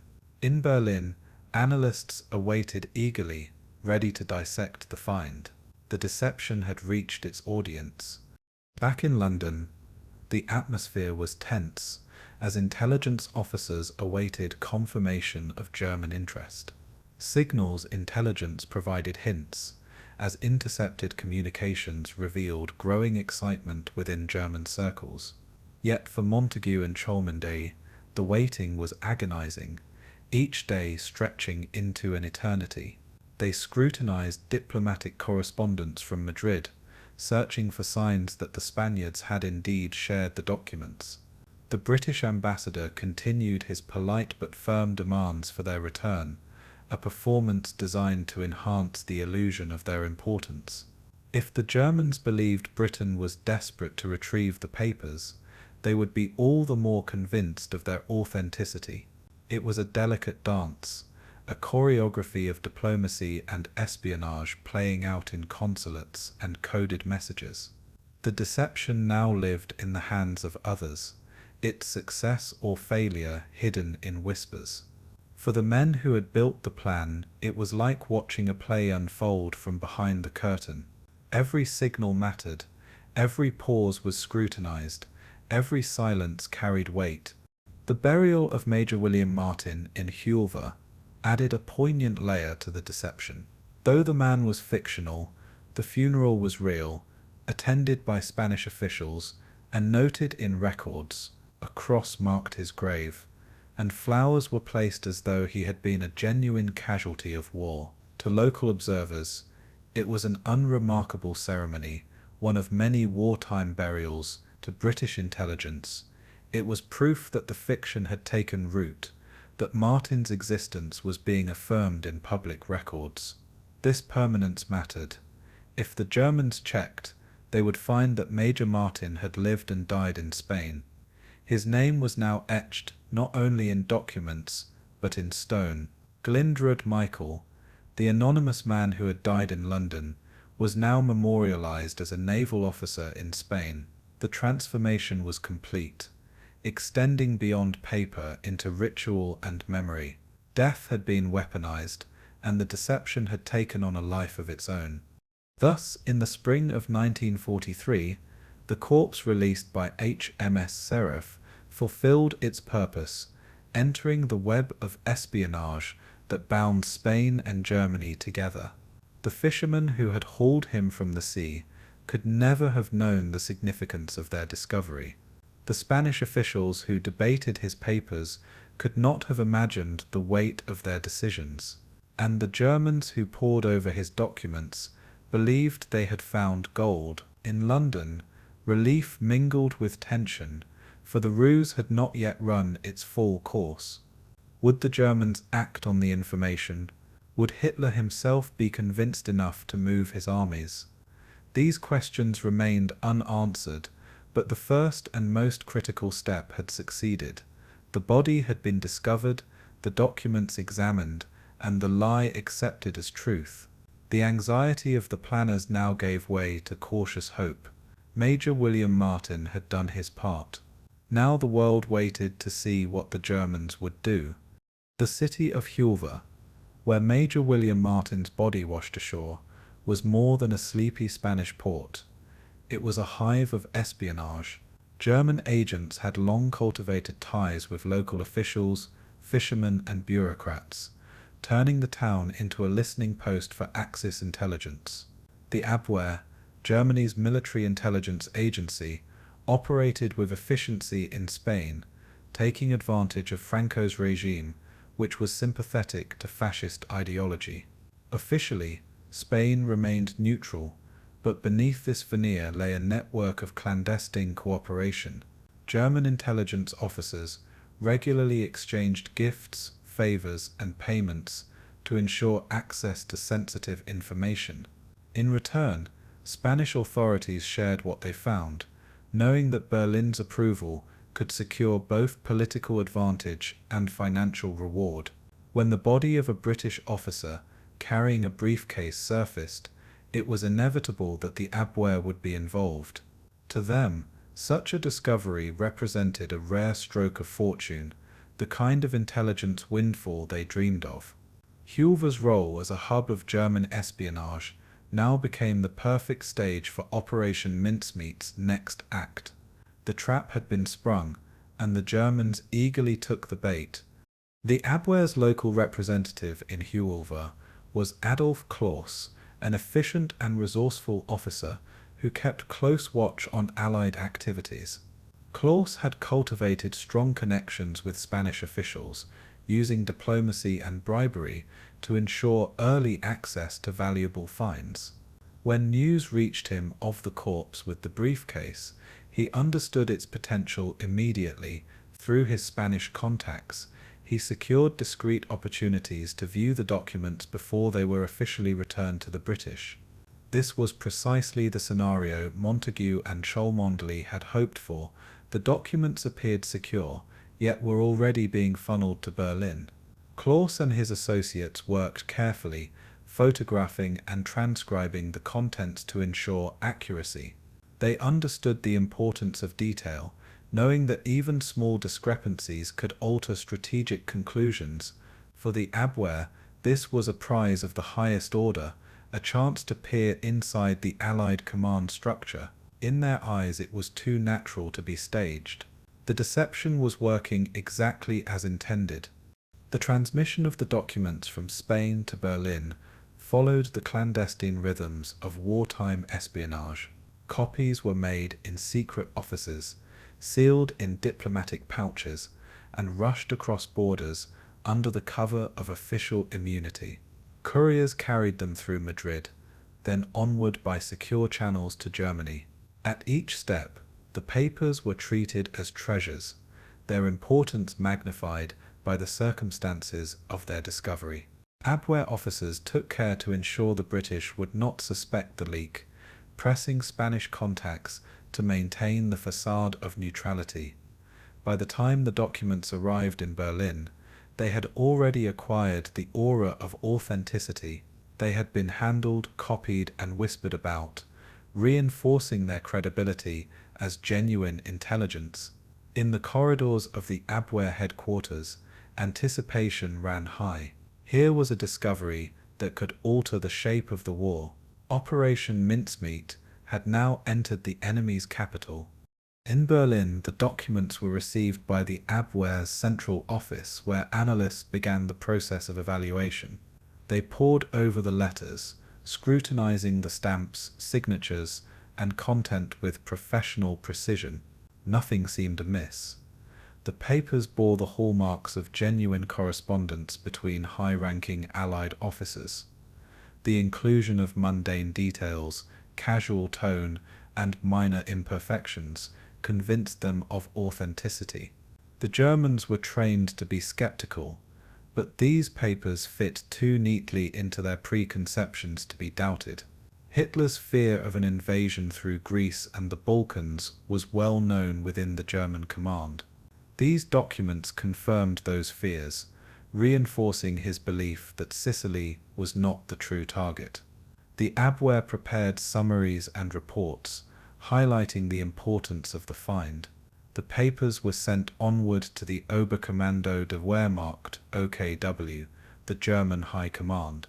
The deception had now reached the highest levels of Nazi decision-making. The German High Command, already stretched thin across multiple fronts, seized upon the intelligence with urgency.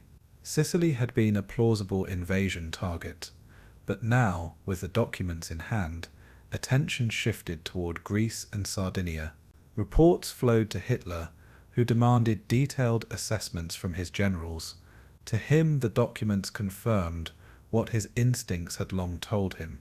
The Allies intended to strike at the Balkans, threatening his lifeline of oil from Romania. Hitler's paranoia found justification in the pages pulled from Martin's briefcase. The OKW began reallocating resources, shifting divisions toward Greece and reinforcing Sardinia. These decisions, rooted in deception, would weaken Sicily's defences at the critical moment. For the Allies, this was the hoped-for outcome. German strength diverted from the true battlefield. In London, intercepted signals soon revealed the Germans were taking the bait. The corps in Spain had begun to shape the movement of armies. The credibility of the documents was enhanced by the broader web of deception orchestrated by the XX Committee. German double agents in Britain, controlled by MI5, fed supporting details to confirm the narrative implied by Martin's papers. These whispers of troop movements and preparations painted a consistent picture, reinforcing the conclusions drawn in Berlin. The Germans, believing they had pieced together intelligence from multiple sources, felt confident in their analysis.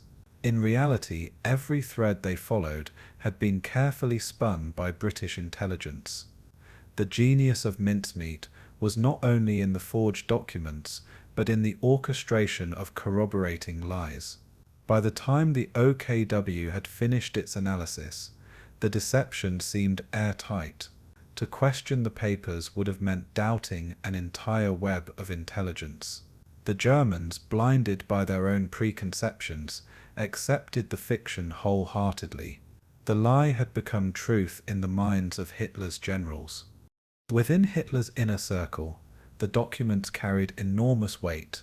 Reports of the find were delivered to the Führer himself, who examined them with interest. They appeared to confirm his strategic instinct that Greece was vulnerable, an obsession that had lingered since the Balkan campaigns of 1941. Hitler ordered reinforcements diverted to the eastern Mediterranean, pulling units away from Sicily to prepare for a phantom invasion. German generals expressed concern about weakening the defences of Sicily, but Hitler's will prevailed. The documents provided the justification he needed, silencing dissent within the High Command. The result was a strategic misallocation of forces, precisely the outcome the Allies had hoped to achieve. In London, signals intelligence confirmed the shift, and Montagu and Cholmondeley knew their gamble was succeeding. The body of Major Martin had spoken from beyond the grave, and Hitler had listened. Deception had triumphed where force alone could not. Thus, the forged documents carried by a dead man travelled from the waves of Glyndwr to the war rooms of Berlin, altering the course of the Mediterranean campaign. The Abwehr, confident in its discovery, had delivered deception directly into the hands of Hitler. The OKW, convinced by its analysis, reshaped strategy around falsehoods. Armies were moved, divisions shifted, and resources drained, all to defend against an invasion that would never come. In Spain, officials congratulated themselves on their discretion. In Germany, intelligence officers celebrated a victory. Only in London did the truth rest, known to the small circle who had conceived the ruse. The brilliance of Mincemeat lay not in the body itself, but in the enemy's eagerness to believe. The Germans had been led to conclusions of their own making. Their fears reflected back at them in carefully crafted lies. The deception was now complete in its transmission, its success already shaping events on the battlefield. The man who never was had whispered into the ears of dictators, and they had believed every word. Adolf Hitler had always carried with him a deep fixation on the Balkans, a region he viewed as both strategically vital and historically fateful. Memories of World War I shaped his worldview, reminding him of how Balkan instability had drawn Europe into global conflict. In 1941, his intervention in Greece had delayed Operation Barbarossa, the invasion of the Soviet Union, with disastrous consequences on the Eastern Front. That memory lingered, feeding his paranoia that the Allies would once again use Greece as a dagger aimed at the Axis heart. To Hitler, the Balkans were not a sideshow but a linchpin, guarding access to the vital oil fields of Romania that fueled the German war machine. His generals often struggled to temper his obsessions, but his instincts frequently overrode their cautious analyses. When the documents from Major Martin arrived in Berlin, they seemed to validate these long-held fears. Here at last was confirmation that the Allies were preparing to strike in the very region he most dreaded. The deception did not need to persuade him. It merely echoed the anxieties already alive in his mind. And in that echo, Hitler heard truth. The Abwehr's reports presented the documents as a spectacular intelligence coup, a gift of fate that confirmed suspicions at the highest level. German analysts highlighted references to Greece and Sardinia, framing them as the focus of the Allies' next campaign. They noted the casual tone of the correspondence, which implied authenticity rather than contrivance. In their eagerness, they overlooked the possibility that the find might have been staged. Hitler received the summaries with mounting excitement, his eyes drawn to the very passages that reinforced his prejudices. He had long suspected that Sicily, though obvious, was too obvious, and therefore a diversion. The papers appeared to prove him right. Sicily was not the main target, but a decoy, while the true Allied thrust would fall elsewhere. His conviction hardened as he read, for the documents confirmed what he already believed. In this moment, Hitler ceased to question and began to plan. Operation Mincemeat had captured not only his attention, but his confidence. The consequences of Hitler's acceptance of the deception were immediate and far-reaching. Orders were issued to strengthen German forces in Greece, where divisions were moved to prepare for an Allied landing. Sardinia, too, received reinforcements, as coastal batteries were bolstered and additional troops dispatched. Crete, a jewel of the Axis defense system, was readied for renewed assault, further draining German manpower. Each redeployment came at the expense of Sicily, the true target of Operation Husky. German divisions that might have contested the beaches of Sicily were instead sent eastward, chasing shadows conjured by forged letters and false identities. Hitler's generals, some skeptical of the shift, found themselves unable to argue against documents that seemed undeniable. The Führer's conviction carried the weight of command, silencing doubts within the OKW. In Berlin, the Abwehr celebrated their success, believing they had struck a decisive blow in the intelligence war. In reality, they had fallen into one of the greatest traps of modern warfare. The corps in Hoover had begun to move armies to the Allies, monitoring German movements through signals intelligence. The results were as gratifying as they were astonishing. Intercepted communications revealed that German divisions were shifting to Greece, exactly as the planners of Mincemeat had hoped. Montagu and Cholmondeley, who had agonized over every detail of the deception, now saw their gamble paying off. The weight of their creation, the careful forging of a life that never was, had rippled across the Mediterranean and into the German High Command. In London, Winston Churchill was informed of the success, and reportedly exclaimed, "In wartime, truth is so precious that she should always be attended by a bodyguard of lies." The lie of Major Martin had become that bodyguard, shielding the real invasion force preparing for Sicily. For Churchill, it was vindication not only of Mincemeat, but of his broader strategy of deception. The game of shadows had produced real results, saving lives before the first shot of Operation Husky was fired. Every intercepted signal confirmed what the Allies already knew. Hitler had taken the bait, and he had swallowed it whole. Within the German High Command, not all were convinced, but dissenting voices were drowned out by the momentum of Hitler's certainty. Some officers argued that Sicily, lying directly across from North Africa, remained the most logical target for Allied assault.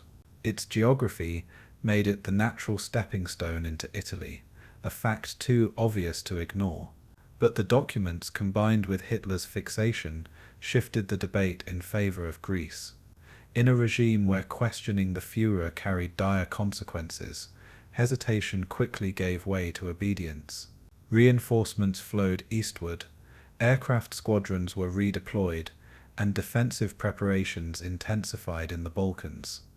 The skepticism of a few generals mattered little against the tidal force of Hitler's will. The deception had not only tricked intelligence officers, but had bent the very machinery of German command. What began as whispers in Spain had now reshaped the dispositions of armies across Europe. In war, perception is often as powerful as reality, and Hitler's perception had been decisively manipulated. The triumph of the deception lay not in its boldness, but in its subtlety. The documents had not declared outright that Greece would be invaded. They merely suggested it. This left room for Hitler to connect the dots himself, to believe he was acting on his own insight rather than being manipulated. In this way, the deception exploited not only the mechanics of intelligence, but the psychology of leadership. Hitler, proud of his strategic intuition, believed he had seen through Allied intentions, when in fact he had walked into their trap. The genius of Mincemeat was that it did not force belief. It invited it by aligning with his obsessions, it became irresistible. The success was not measured in papers or signatures, but in the divisions now marching eastward. Deception had triumphed because it had played upon the enemy's mind as much as his defences. It was not the lie itself, but the willingness to believe that sealed the victory. For Montagu, Cholmondeley, and their colleagues, confirmation of German troop movements was a moment of relief and triumph.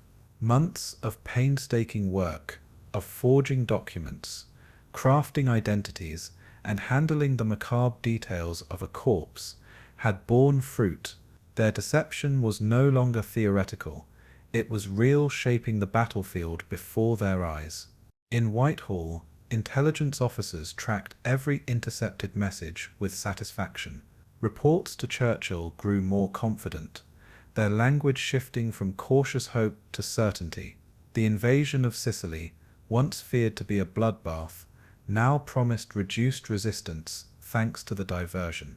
The knowledge that a dead man had saved thousands of living soldiers gave the operation a strange poignancy. The man who never was had become a guardian of the men who were. For the planners, it was vindication of both their imagination and their moral compromises.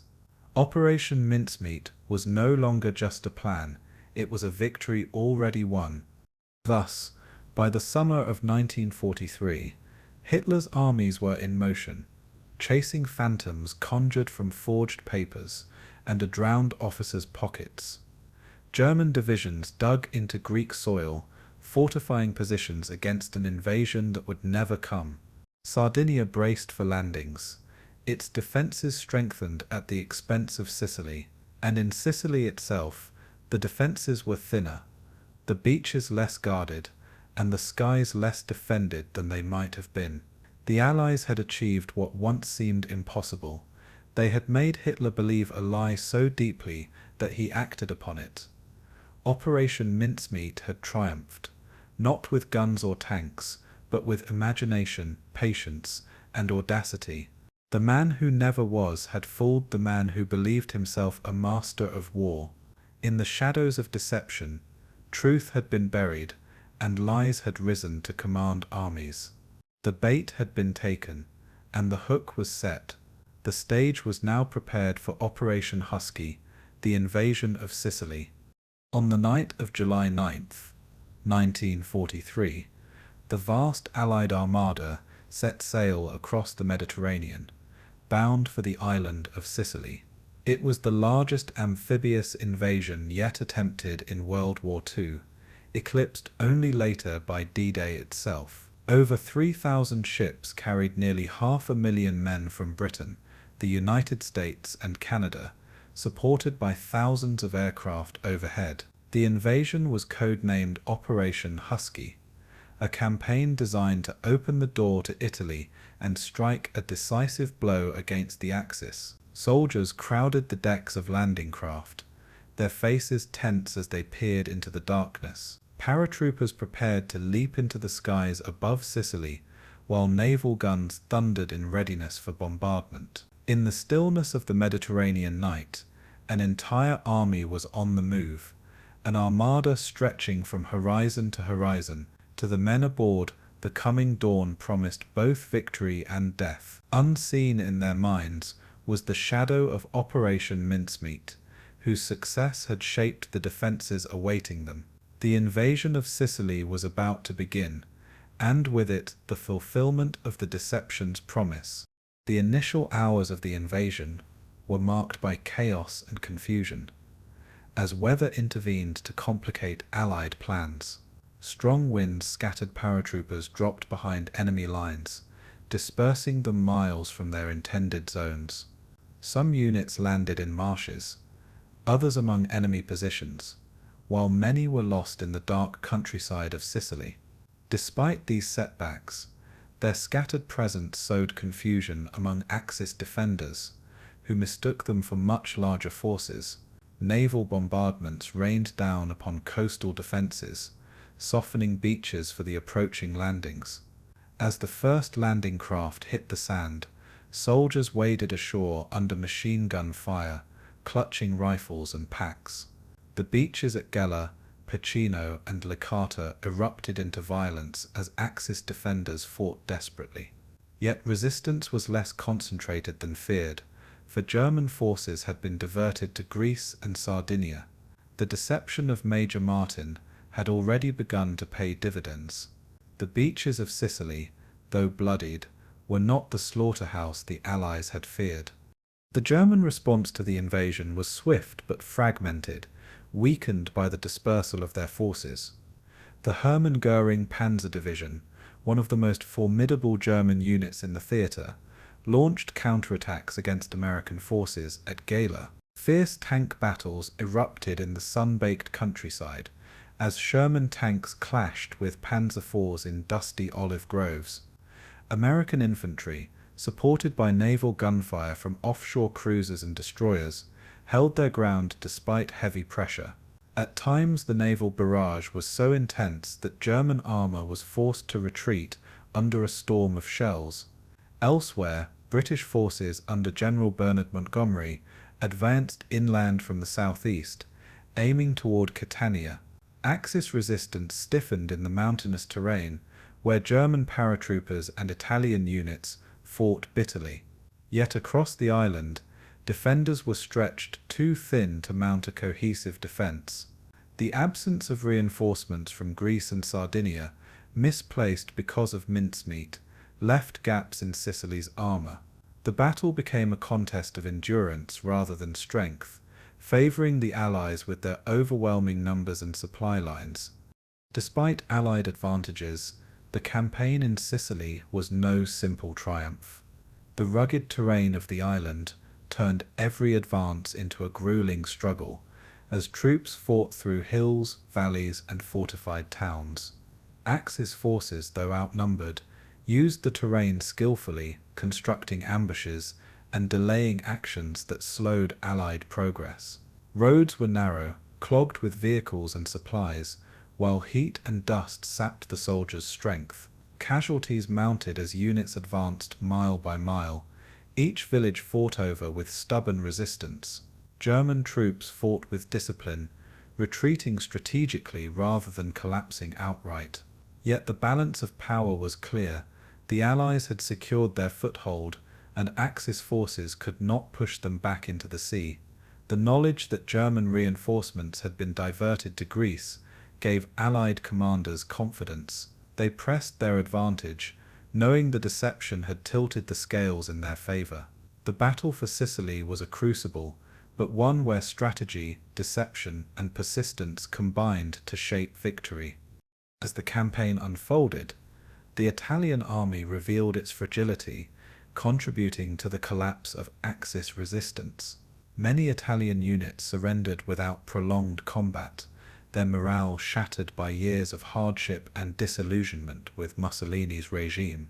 Some fought bravely, but others abandoned their positions at the first sign of overwhelming Allied force. Italian civilians, weary of war, often welcomed the Allies as liberators rather than conquerors. This erosion of Italian willpower exposed the deep cracks in the Axis alliance. For German commanders, the burden of defense increasingly fell upon their own troops, forcing them to hold ground without reliable allies. Each retreat brought them closer to the inevitable realization that Sicily could not be held. In London, Montagu and Cholmondeley read reports with satisfaction, knowing their ruse had played a role in undermining Axis resolve. The deception had not only diverted troops, but also contributed indirectly to political collapse. In Sicily's towns and villages, the myth of fascist strength crumbled before the advancing Allies. The pace of the campaign accelerated as Allied forces captured key cities and airfields. Palermo fell to the Americans under General George S. Patton. After a rapid drive through western Sicily, British forces pushed slowly but steadily toward Messina, encountering stiff German resistance along the mountainous eastern corridor. Each advance brought the Allies closer to controlling the island, while Axis forces planned their evacuation across the Strait of Messina. The Allies bombarded retreat routes with artillery and aircraft, but German engineering skill kept ferries running under cover of night. Despite this, the fall of Sicily was only a matter of time. By mid-August, the island was effectively under Allied control, with only pockets of resistance remaining. The campaign had cost the Allies dearly, but far fewer lives were lost than anticipated. Operation Husky succeeded in its central goal, opening the gateway to Italy. And behind that success lay the unseen hand of Operation Mincemeat. The role of deception in easing the Sicilian campaign cannot be overstated. Without the diversion of German divisions to Greece and Sardinia, the invasion beaches might have been met with overwhelming resistance. Panzer divisions could have slaughtered troops on the sand, transforming Husky into a disaster. Instead, Hitler's obsession with the Balkans left Sicily underdefended at the critical moment. The defenders who remained fought with courage, but they were too few to repel the massive Allied force. Intelligence confirmed that divisions in Greece waited in vain for an invasion that never came. Sardinia, fortified and armed, stood silent as the true battle raged elsewhere. The false papers carried by Major Martin had redirected the enemy's gaze, saving thousands of Allied lives. It was not only soldiers and tanks that secured Sicily, but also imagination, deception, and the courage of those who dared to gamble on a lie. The triumph of Husky was inseparable from the triumph of Mincemeat. By the end of August 17th, 1943, the campaign for Sicily was over. Allied forces entered Messina, the final prize of the operation, only hours after the last German troops slipped across the strait to the Italian mainland. The island was in Allied hands, Mussolini's regime was collapsing, and the Axis position in the Mediterranean was broken. The invasion had achieved its objectives. The Mediterranean was opened, Italy was shaken, and Germany was forced onto the defensive. Behind the headlines of victory lay the quiet truth of deception. The body of a man who never lived had shifted armies, shaped battles, and saved lives. Operation Mincemeat, invisible to the soldiers who fought on the beaches, had been one of the keys to their survival. In the smoke and dust of Sicily's towns, victory bore the hidden imprint of espionage. Husky had unfolded as planned, its course smoothed by shadows and lies, and with Sicily taken, the path into Italy stood wide open. The summer of 1943 marked a decisive turning point in the war, as Italy, once a proud partner of Nazi Germany, began to unravel under the strain of defeat. Years of hardship had eroded the resolve of the Italian people, who endured rationing, bombings, and the loss of countless young men in distant campaigns. The fall of Sicily to Allied forces shattered the illusion that fascist Italy could protect its own territory. Cities across the peninsula buzzed with rumors of defeat, while public anger grew louder against Benito Mussolini's regime. Morale, already fragile, collapsed further as Allied bombers pounded Rome, Naples, and Milan, bringing the war into the very heart of Italy. Ordinary Italians saw no end to the suffering, and whispers of surrender grew stronger. In factories, in farms, and in cafes, people spoke openly of the need for peace. Soldiers at the front shared the same despair, often surrendering in droves rather than dying for a lost cause. Mussolini, once hailed as audacious, now seemed powerless, his voice hollow, his promises empty. Italy was weakening, its will to fight dissolving before the eyes of the world. The military failures of Italy were not confined to Sicily, but reflected years of overextension and poor preparation. Italian divisions had fought in Greece, North Africa, and the Soviet Union, suffering heavy losses and humiliating retreats. The Navy, once envisioned as a dominant Mediterranean power, was battered, blockaded, and incapable of challenging Allied supremacy at sea. The Air Force, outdated and under-equipped, struggled to defend Italian cities from relentless Allied bombing. Soldiers lacked fuel, ammunition, and even basic rations, their morale crushed by years of defeat. By 1943, Italy was no longer a partner in the Axis, but a burden dependent on German reinforcements for survival. German commanders often sneered at their Italian allies, calling them unreliable, further souring relations between the two powers. The fall of Sicily drove home the reality that Italy could not defend its own soil without German assistance. For the Italian people, this was a devastating humiliation, proof that Mussolini's grand visions had led them only to ruin. The stage was set for political upheaval as faith in the fascist regime disintegrated. On July 25, 1943, the collapse of Mussolini's regime became a reality. King Victor Emmanuel III, long frustrated with the failures of his prime minister, finally acted. Mussolini was summoned to the royal palace under the pretense of routine business.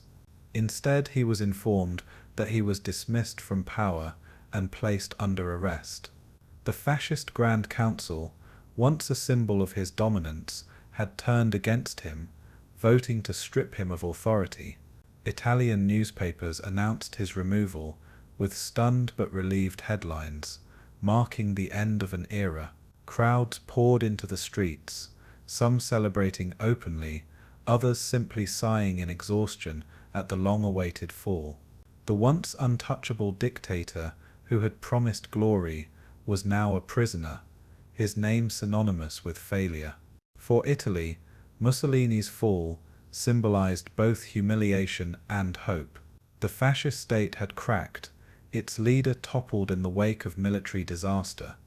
The Allied invasion of Sicily had been the immediate catalyst for Mussolini's downfall. The rapid collapse of defences, combined with the ease of the Allied advance, exposed the regime's weakness to both military leaders and civilians alike. Italy's inability to defend its territory shattered confidence in Mussolini's leadership. The deception of Operation Mincemeat had contributed directly to this outcome, ensuring that German reinforcements were diverted and Italian forces left isolated. Without those reinforcements, the campaign unfolded faster and with fewer Allied casualties, accelerating Italy's crisis. Every mile the Allies advanced on Sicilian soil was another nail in the coffin of fascism. The myth of Mussolini as the architect of a new Roman Empire dissolved in the dust of retreat. Italians already weary of war now saw his rule as not only oppressive but dangerously incompetent. The image of invincibility, cultivated for 2 decades, lay shattered in the rubble of Sicily's towns. Mincemeat's whispers had rippled all the way to Rome, hastening the dictator's fall. The fall of Mussolini sent shockwaves across Europe, altering the balance of the Axis alliance. Germany, alarmed by the collapse of its partner, moved quickly to occupy northern and central Italy. Hitler could not afford to lose control of the peninsula, which provided both strategic geography and vital resources. German troops flooded into Italy, transforming it from an ally into an occupied territory. For Italians, this brought no relief, only the replacement of one form of domination with another. Yet the shift highlighted how far Mussolini's Italy had fallen from an aspiring empire to a protectorate under German control. The collapse emboldened resistance movements across the country, as partisans took up arms against both fascists and Germans. For the Allies, Mussolini's removal was a victory that opened the door to mainland Italy. It proved that deception and battlefield triumph could shatter not just armies but governments. Operation Husky, supported by Operation Mincemeat, had changed the political landscape of Europe in a single summer. Within Italy, the political collapse brought uncertainty as new leaders scrambled to find a way forward. Marshal Pietro Badoglio replaced Mussolini as Prime Minister, announcing that fascism was dissolved and Italy was committed to continuing the war on Germany's side. Yet, behind closed doors, negotiations with the Allies had already begun. Badoglio sought to protect Italy from further devastation, while simultaneously stalling to avoid provoking immediate German retaliation. The population, however, had little patience for half measures, demanding peace and an end to the war. Allied propaganda, dropped in leaflets over cities, promised liberation if Italy surrendered. Resistance groups grew bolder, their actions fueled by the sense that Mussolini's fall had broken the fascist spell. The collapse of confidence in the regime had opened a path to realignment, even if the process was chaotic. Mincemeat, in creating the conditions for Allied success in Sicily, had helped push Italy onto this path of political transformation. The deception's reach extended beyond the battlefield into the very heart of Italy's governance. For German commanders, the fall of Mussolini and Italy's weakening resolve were signs of betrayal and instability. They no longer trusted their southern ally and prepared for the worst, Italy switching sides. Plans were drawn for Operation Axe, the swift occupation and disarmament of Italian forces. Hitler, furious at the collapse of fascism, became even more determined to hold Italy as a defensive barrier against the Allies. Ironically, his decision to divert divisions to Greece, guided by the deception of Mincemeat, had already weakened his ability to defend Sicily and, by extension, the peninsula.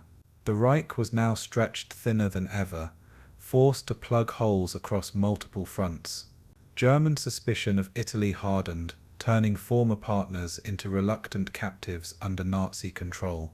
The mistrust within the Axis alliance was one of the most lasting consequences of Mussolini's fall. What had once been presented as unity now revealed itself as coercion. Hitler's empire stood less secure than it had only months before. Thus, the turning of the tide in 1943 was not only military, but profoundly political. The weakening of Italy's resolve, the collapse of Mussolini's regime, and the shift in Axis dynamics all stemmed from the cascading effects of Allied victories. At the heart of these victories lay Operation Husky, made possible in no small part by the deception of Operation Mincemeat. A body washed ashore in Spain had contributed to the downfall of a dictator in Rome. The threads of strategy, deception, and human sacrifice wove together into a tapestry of history that reshaped Europe. Mussolini's fall symbolized the fragility of regimes built on lies and propaganda when confronted with reality. For Italians, it was both liberation and tragedy, for their land would become the next battlefield. For the Allies, it was vindication that imagination could serve as power as surely as armies, and for Hitler, it was the beginning of the unraveling of his alliance and his grip on Europe. The tide of war had turned, and with it the fate of nations. As the guns fell silent over Sicily and the Allies consolidated their victory, the question arose: how much had deception shaped the outcome? For those in London's intelligence offices, the evidence seemed undeniable. Intercepted German communications revealed that Hitler had indeed diverted critical divisions to Greece and Sardinia. Panzer units, paratroopers, and aircraft had been pulled away from Sicily, weakening its defences at the moment of invasion. The success of Operation Husky had not been preordained without mincemeat. The beaches could have been soaked in Allied blood. Every Allied soldier who stormed ashore owed his survival, at least in part, to a corpse carried by currents to Spain. The planners of mincemeat watched reports pour in, each confirming the reach of their fiction. A lie written in ink had become reality written in troop movements. In the quiet offices of the Admiralty, satisfaction mingled with disbelief. They had gambled on shadows, and shadows had saved lives. The Germans, meanwhile, were slower to grasp the full extent of the deception. In Berlin, Confidence in the documents initially remained high even after the fall of Sicily. Hitler and his generals convinced themselves that the Allies had used Sicily merely as a stepping stone, with Greece still the true objective. Divisions remained tied down in the Balkans for weeks, waiting for an invasion that never came. It was only gradually, as the Allies advanced into mainland Italy, that doubts began to surface. German officers reviewed their missteps, asking why Sicily had been so lightly defended. The realization dawned that they had been misled, but pride and paranoia prevented them from admitting it fully. Some blamed the Abwehr, others pointed to Spanish duplicity, but few dared confront the deeper truth. They had been deceived not by brilliance alone, but by their own willingness to believe. The humiliation of mincemeat lingered, a silent wound in the German intelligence community. In London, the architects of mincemeat received praise at the highest levels. Winston Churchill, ever the champion of cunning stratagems, was delighted by the outcome. In a private remark, he declared, "This body has saved thousands of lives." To Churchill, it was proof of his conviction that deception was as vital as armies and fleets in the conduct of war. The lie carried by Major Martin had shifted the balance of an entire campaign, sparing Britain and its allies untold casualties. For the men who had devised it, Montagu and Cholmondeley, the satisfaction was deeply personal. They had wrestled with moral questions, endured sleepless nights of doubt, and carried the burden of secrecy. Now they could see the results in maps marked with Allied gains and Axis retreats. Their work, hidden from public view, had shaped the course of the war. It was a triumph of imagination, as Churchill liked to say, a battle won by the cunning of the mind. The effectiveness of Operation Mincemeat sparked intense discussions among military strategists. How much of the victory in Sicily could be credited to deception, and how much to overwhelming Allied strength? Some argued that the Allies would have won regardless, given their superiority in men, ships, and aircraft. Others insisted that without the diversion of German reinforcements, the cost of victory would have been catastrophic.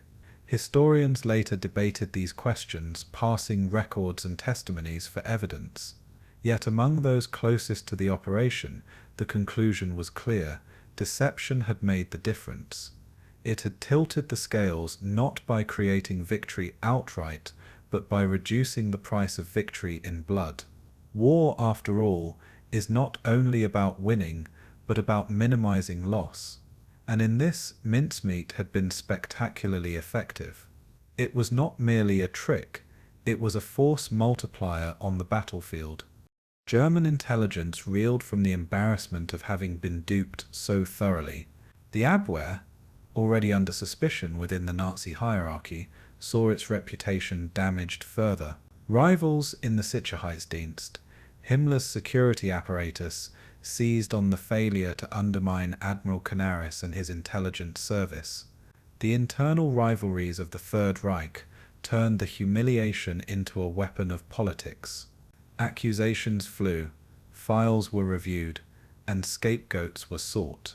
In truth, the deception had succeeded not because the Germans were incompetent, but because they were predictable. Their preconceptions about Greece made them vulnerable, and the Allies had exploited that weakness with precision. Yet in the atmosphere of paranoia that defined Nazi Germany, no one dared admit such a truth. The result was not only a weakened intelligence community, but deeper mistrust within the regime itself. Mincemeat had sown doubt not only on the battlefield, but in the corridors of power. The Allies, emboldened by the success of mincemeat, saw it as validation of a larger doctrine of deception.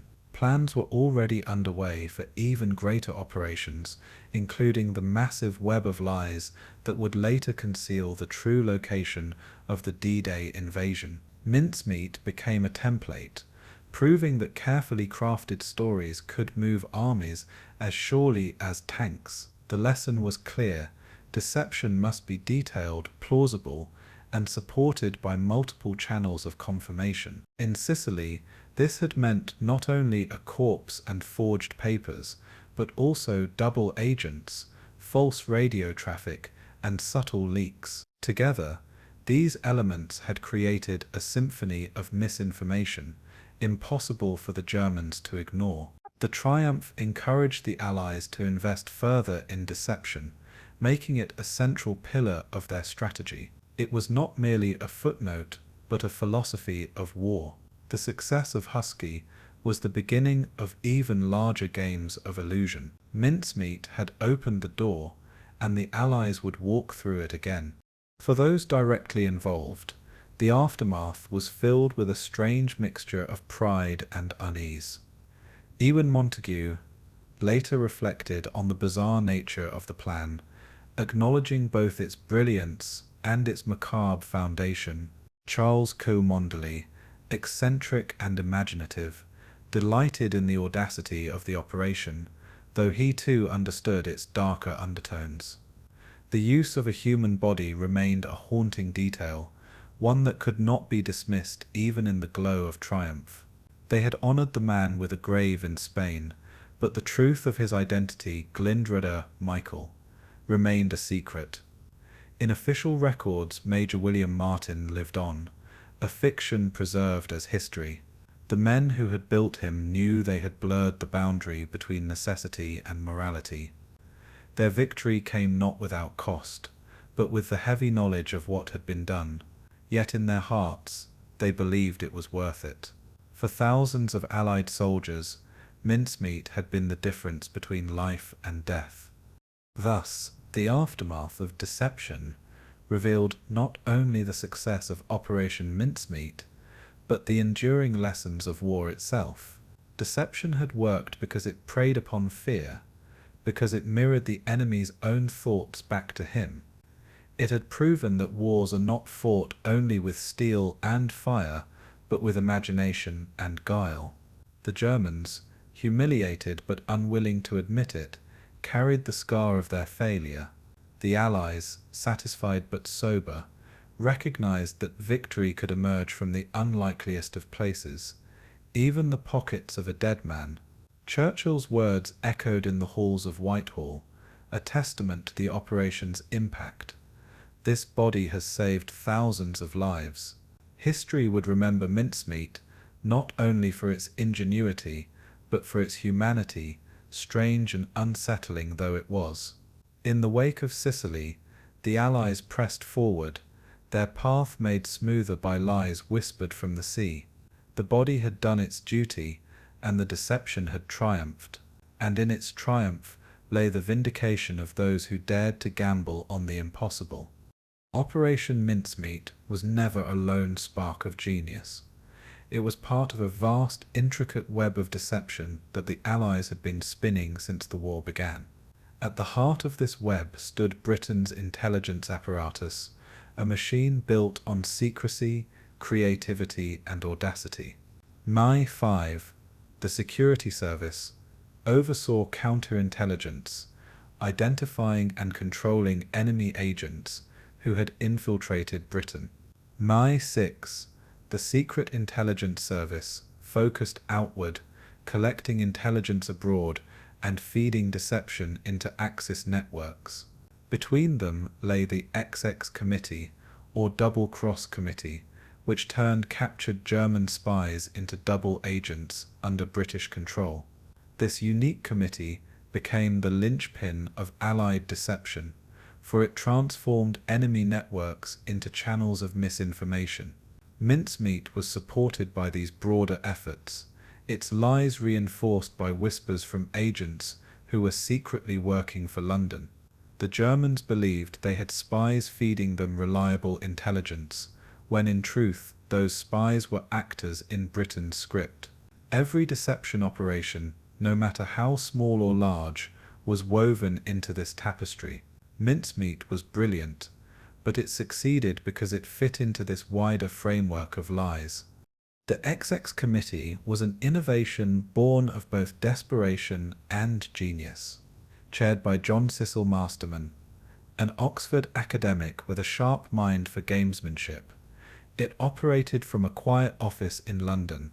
Its purpose was deceptively simple: to manage all double agents in Britain and ensure their usefulness to Allied strategy. In practice, it became a theatre of deception, where every letter, radio transmission and report was carefully crafted to mislead German intelligence. Agents with code names like Garbo, Tricycle, and Zigzag sent streams of false information to the Abwehr. These agents played their roles so convincingly that Berlin considered them among their most valuable sources. Garbo, in particular, became legendary for creating an entire fictitious network of sub-agents who never existed, yet reported with such detail that the Germans believed them. The committee reviewed every piece of intelligence before it was transmitted, ensuring consistency with larger deception plans. Mincemeat's forged documents thus found an echo in the transmissions of these double agents. The Germans saw not one lie, but a chorus of lies harmonized into truth. The relationship between MI5 and MI6 was often marked by rivalry, but in deception they found a common cause. MI5, tasked with controlling enemy agents inside Britain, ensured that not a single Abwehr operative worked independently. Every captured spy was given a choice: cooperate as a double agent or face execution. Most chose cooperation, though their loyalty was always in question. Under careful surveillance, they transmitted what their German handlers believed to be valuable intelligence. MI6, working abroad, coordinated with embassies, diplomats, and neutral intermediaries to spread corroborating rumors. Together, these services created a multi-layered deception network that reached from London to Madrid, from Cairo to Lisbon. Mincemeat slotted neatly into this ecosystem, with its documents providing the tangible proof that agents' whispers had been hinting at. Intelligence in Berlin seemed to converge from multiple directions, reinforcing the fiction of Allied plans for Greece. This cooperation between MI5 and MI6 was rare, but in deception necessity overcame rivalry. The result was a unified front of misinformation that disarmed even the most skeptical German analysts. The beauty of Mincemeat was that it did not stand alone. It was woven into the larger tapestry of Allied deception known as Operation Barclay. Barclay was the umbrella plan designed to convince Germany that the Allies intended to invade the Balkans, not Sicily. False troop concentrations, radio chatter, and diplomatic leaks all pointed toward Greece. The forged papers carried by Major Martin were merely one piece of this greater puzzle, the crown jewel among countless smaller illusions. The Germans, receiving signals from spies, diplomats, and their own reconnaissance, saw a consistent picture. They did not know that every piece of that picture had been painted by British intelligence. Mincemeat succeeded because it was plausible within the larger deception, not because it stood alone. Deception works best when it is overdetermined, when multiple sources confirm the same falsehood. Barclay ensured that the lie told by one corpse fit seamlessly into a chorus of supporting lies. In this grand symphony, Mincemeat was the solo that captured attention, but the orchestra made it believable. The Abwehr, for its part, was already compromised in ways it never fully realized.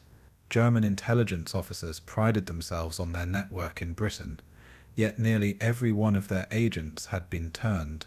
When Garbo or Tricycle reported that Allied troops were massing for a Greek campaign, Berlin listened with confidence. The arrival of Martin's papers in Spain only seemed to confirm what their agents had already been saying. This layering of deception ensured that no single strand bore the weight of credibility.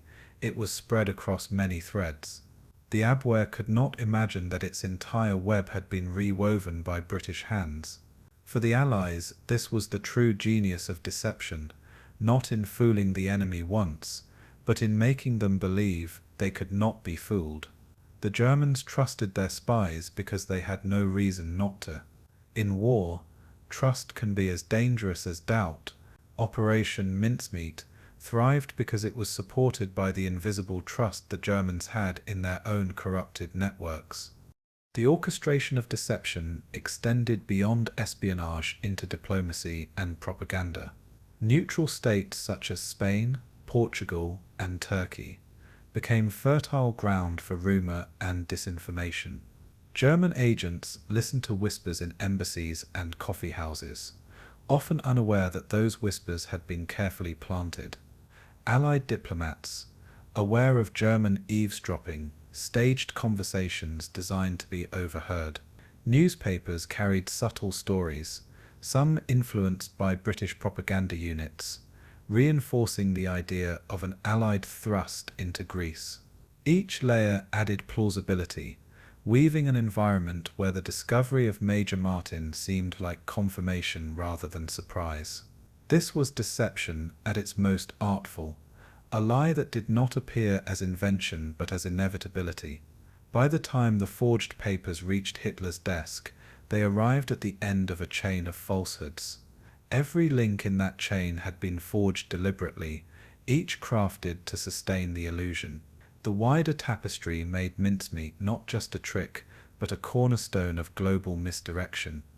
The Allies understood that deception was not merely about tricking the enemy, it was about managing his decision-making. Hitler and his generals did not believe Martin's papers in isolation. They believed them because they fit into their worldview. This was the ultimate goal of Allied deception, to make lies indistinguishable from the enemy's expectations. In this sense, mincemeat was less about invention and more about reflection.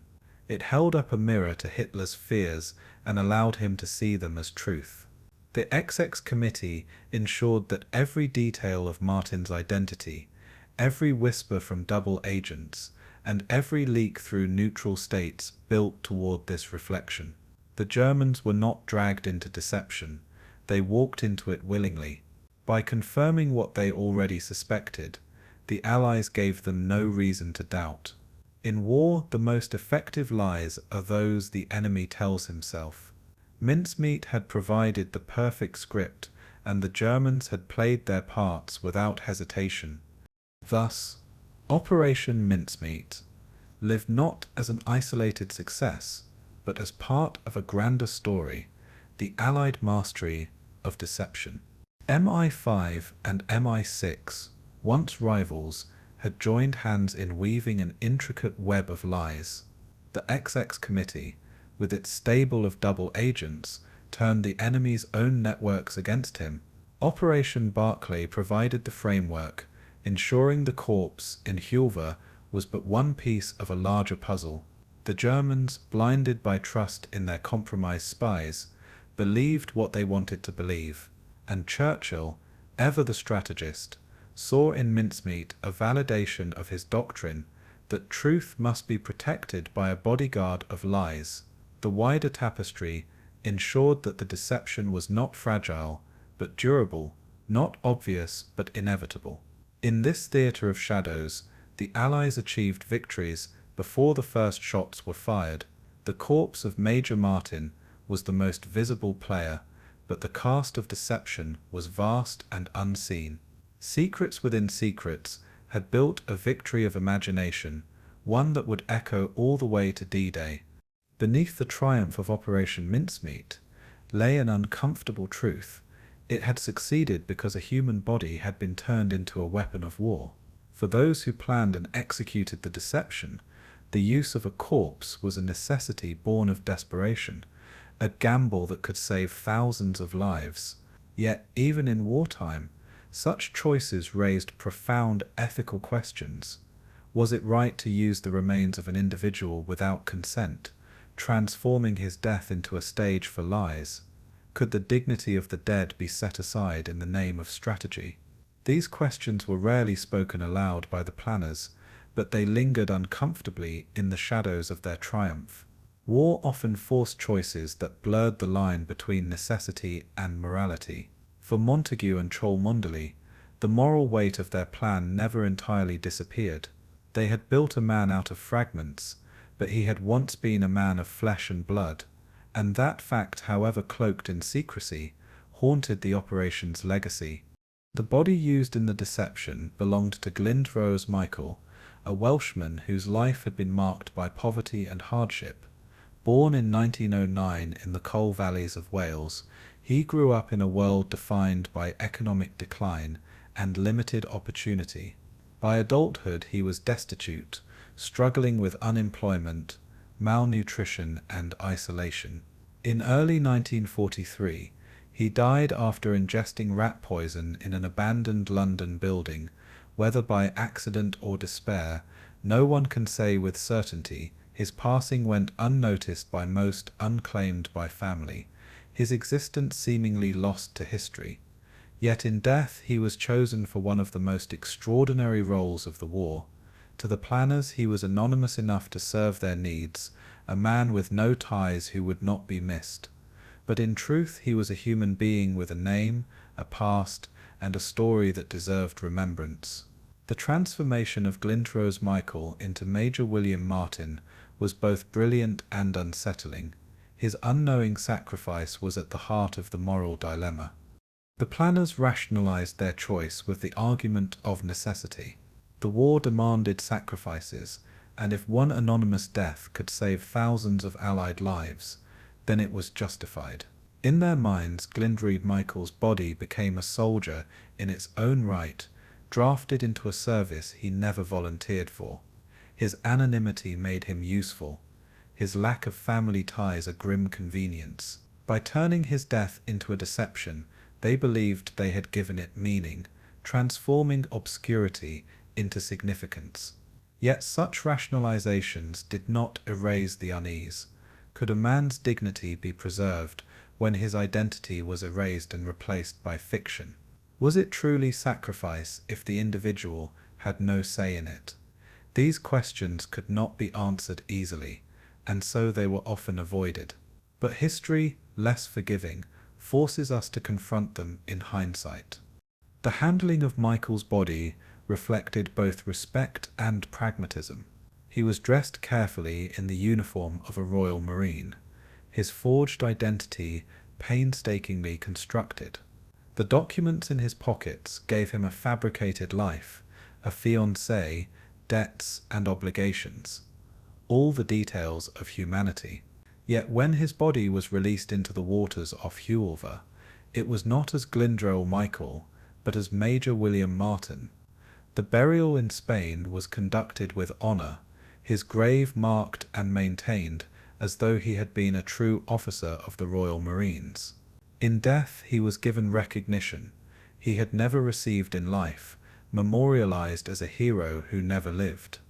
This paradox added a strange dignity to the deception. Though based on exploitation, it created a form of remembrance. But even this could not obscure the reality that his true identity had been erased.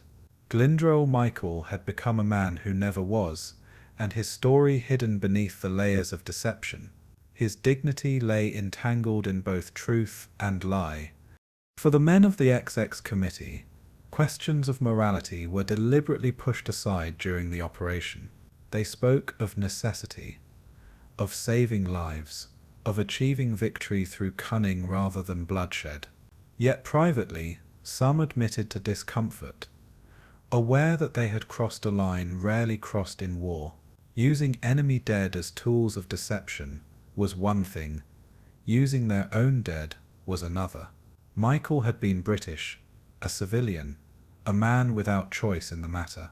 In transforming him into a weapon, they blurred the boundary between respect for the dead and the demands of war.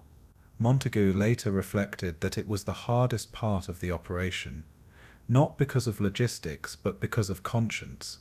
The secrecy surrounding Michael's true identity was partly practical but also partly protective, shielding the public from a truth that might not sit well with their sense of honor.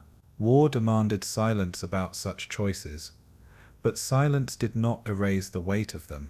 The moral shadow of mincemeat lingered even in its success. In the years after the war, as the story of Operation Mincemeat became public, the question of Glyndwr Michael's role re-emerged. Initially he remained unnamed, his grave in Glyndwr marked as Major William Martin. To the world he was celebrated as a hero of deception, the man who never was. Only decades later did researchers uncover his true identity, revealing the Welshman whose body had been repurposed for history. This revelation stirred debate.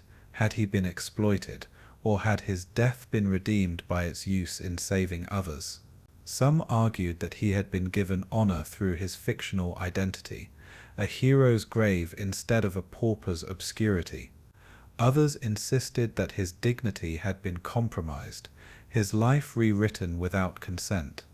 The truth lay somewhere in between, a mixture of exploitation and recognition. His story became a reminder that even the most brilliant victories carry human costs. Deception, after all, is never free. The ethical debate over mincemeat has endured in historical and moral discussions. On one side, the operation is praised as a masterpiece of intelligence, a daring ruse that saved thousands of Allied lives and changed the course of the war. On the other, it is remembered as an unsettling use of a man's body, raising uncomfortable questions about dignity, consent, and humanity. Historians have argued both positions, some calling Michael a forgotten hero, others an exploited victim. The truth, perhaps, is that he was both. He was a man whose death was tragic, but whose body was used to save countless others. He was exploited by circumstance, but also honored in ways his living self never knew. The paradox defines his place in history, and it is a paradox that cannot be resolved easily. Operation Mincemeat thus forces us not only to admire its brilliance, but to wrestle with its humanity. In the story of deception lies a story of conscience. In the end, Glyndwr Michael remains both a man and a symbol, caught between anonymity and immortality. His name is now known, his story uncovered, and his grave in Glyndwr bears the truth of his identity alongside the fiction of Major William Martin. He represents the strange intersection of war's necessity and war's morality, where even the dead are pressed into service. His unknowing sacrifice saved lives, but it also challenged the boundaries of what is acceptable in conflict. The planners of mincemeat achieved triumph, but it was a triumph that carried weight beyond victory. For Churchill and his commanders, the body was a tool for history. It is a reminder of the cost of war. Michael's story reminds us that behind every deception, behind every triumph, there are human lives altered, erased, or repurposed. The morality of mincemeat will always remain unsettled, a lingering question in the shadows of its success. Yet perhaps, in the strange way history works, Michael achieved something rare. From obscurity, he became eternal. And in his story, the world sees both brilliance and burden. Spain in 1943 stood precariously between the great powers, a nation outwardly neutral but inwardly divided in its loyalties. General Francisco Franco, who had risen to power after the brutal Spanish Civil War, owed much to Hitler and Mussolini, both of whom had supported his cause with men, planes, and money. Gratitude inclined him toward the Axis, yet pragmatism counseled caution, for Spain was exhausted and impoverished by civil conflict. Franco's government walked a careful line, proclaiming neutrality while maintaining sympathetic ties to Berlin. German diplomats and intelligence officers swarmed Madrid and coastal towns like Glyndwr, cultivating relationships with Spanish officials, officers, and businessmen. The British, equally aware of Spain's importance, maintained their own web of contacts, using influence, bribes, and diplomacy to counteract German sway. This uneasy neutrality created fertile ground for deception, for Spain was both a friend and foe to all sides. When Major William Martin's body washed ashore, it was into this delicate political environment that he arrived. His discovery would be shaped not only by military intelligence, but by the peculiar balancing act of Franco's Spain. Spain's neutrality, ambiguous and fragile, was the hinge upon which mincemeat turned. The body was first discovered by a local fisherman near the coast of Glyndwr, a town where German influence was particularly strong. German agents had long operated in the area, cultivating Spanish naval officers who could be relied upon to pass along useful finds. The discovery of a dead British officer carrying a locked briefcase was immediately recognized as something of potential importance. The fisherman alerted Spanish authorities, who quickly took possession of the body and its effects. Officially, the matter was handled with discretion, but unofficially, whispers spread quickly through the corridors of power. Local officials sympathetic to Germany understood the value of what they had. They ensured that the contents of the briefcase would find their way to German contacts without appearing to betray Spain's neutrality. This was precisely what the Allies had anticipated when they chose Spain as the stage for their deception. Spain's ambiguous neutrality provided cover for collaboration with Berlin. What began as a fisherman's discovery soon became a pipeline to Hitler's intelligence officers. Spanish authorities, caught between loyalty to Franco's government and the allure of German favor, played a duplicitous role. The documents were examined discreetly, with Spanish naval officers taking careful note of their contents before returning them to the British. The Germans were given ample access, yet all was done under the guise of maintaining neutrality. Franco's government denied any official cooperation, claiming the body and its possessions had been handled with proper respect. In reality, the documents were shared in secret meetings with German intelligence officers, who eagerly photographed and copied them. This delicate balancing act allowed Spain to preserve its diplomatic facade while quietly assisting Berlin. For the Germans it was a stroke of luck, a prize falling into their laps through the complicity of sympathetic friends. For the British it was a calculated risk, for they had chosen Spain precisely because they knew such leaks would occur. The Spaniards gave Germany exactly what London wanted them to have. Neutrality in this case became the perfect cover for manipulation. Glyndwr's significance in the intelligence war was not accidental. It was a small town with an outsized role in espionage, thanks to its proximity to shipping lanes and its network of pro-German officials.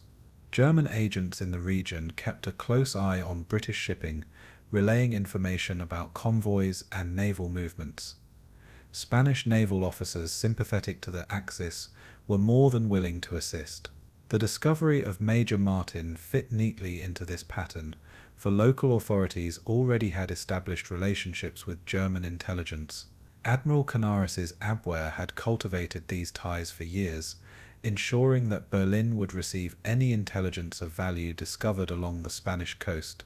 The British knew of these arrangements, which is why Glyndwr was chosen as the stage for the deception. The town's pro-German sympathies guaranteed that the body's documents would not remain in Spanish hands for long. It was a theatre of espionage where every player knew his role, even if he did not know the script. Into this web, the body of Major Martin was carefully cast. Franco's own position was more complicated than that of his officials. He admired Hitler and had relied on Axis aid during the Civil War, but he also understood Spain's fragility. The Spanish economy was in ruins, its people weary of conflict, and its military incapable of withstanding a major war. Entering the conflict openly on the Axis side would have been disastrous. Yet Franco also feared alienating Germany, whose armies still dominated much of Europe. He sought to walk a middle path, offering subtle cooperation to Berlin, while maintaining plausible deniability. The handling of Martin's documents reflected this policy: aid given in secret, neutrality proclaimed in public. Franco's Spain was a land of shadows, where every decision was a careful calculation of risk and reward. In this balancing act lay the success of Operation Mincemeat, for Spain provided the perfect halfway house between Britain's fiction and Germany's belief. Franco's caution became the stage upon which deception could unfold. The Germans, for their part, never questioned the chain of custody that brought the documents from Spanish hands to Berlin. They believed the Spanish were reliable allies, their sympathies well known and their discretion assured. The possibility that the documents had been manipulated never crossed their minds. Instead, the Spanish involvement only added credibility, for if a neutral nation had passed the intelligence, surely it must be genuine. In truth, the Spaniards were passing along exactly what London had wanted them to. The British had anticipated every step of the journey, confident that Spanish authorities would act as conduits. By the time the documents reached German hands, they carried the imprimatur of neutrality and the aura of authenticity. The Germans saw them not as a plant, but as a prize delivered by friends. Spain's neutrality, ambiguous and porous, had become a mask for manipulation. The deception worked precisely because Spain played its role so convincingly. For the Allies, Spain's role was both a risk and a necessity. If the Spanish had returned the documents unopened, the operation would have failed before it began. If they had suspected a trick and warned the Germans of possible deception, the plan might have collapsed in disgrace. But the planners knew enough of Spanish politics to gamble confidently. They knew that pro-German officials in Huelva would ensure the documents found their way to Berlin. They also knew that Franco's government would deny involvement, shielding Spain from blame. This duality was the very essence of Franco's diplomacy, to serve both sides while appearing beholden to none. Operation Mincemeat exploited this duplicity, turning Spain's ambiguous neutrality into an asset. What could have been a liability became the hinge upon which the entire deception swung. Spain, without knowing it, became a silent accomplice in one of the greatest ruses of the war. In the aftermath, Spain's role remained largely invisible to the public, concealed by the secrecy of wartime diplomacy. Franco never acknowledged the incident, and Spanish officials maintained their posture of neutrality. Yet history reveals that their actions were crucial, the indispensable link between British forgery and German belief. Without Spain's complicity, Mincemeat might have remained a body adrift, its documents unopened, its fiction unrealized. With Spain, it became a success that changed the course of the war. Franco's balancing act, so often criticized for cynicism, provided precisely the environment that deception required. The Germans trusted Spain, the British manipulated Spain, and in the middle, truth was buried beneath layers of secrecy. The Spanish factor was not an accident, but a carefully calculated choice. Neutrality in this case became the perfect theatre for lies. And in that theatre, Major William Martin played his role to perfection. Operation Mincemeat, though unique in its execution, did not exist in isolation. It was part of a grand tradition of deception that the Allies perfected during the Second World War. From the deserts of North Africa to the skies above Europe, deception became a weapon wielded with as much precision as artillery. The war was fought not only with bullets and bombs, but with illusions crafted to mislead, confuse, and exhaust the enemy. Mincemeat stood out because of its audacity, a single body carrying false documents that shifted armies, but it belonged to a wider tapestry of trickery. Its success emboldened planners to think bigger, to weave lies on continental scales. In time, these efforts would culminate in the most famous deception of all, the grand ruse that concealed the true landing site of D-Day. The story of Mincemeat thus cannot be told without placing it alongside its siblings in deception.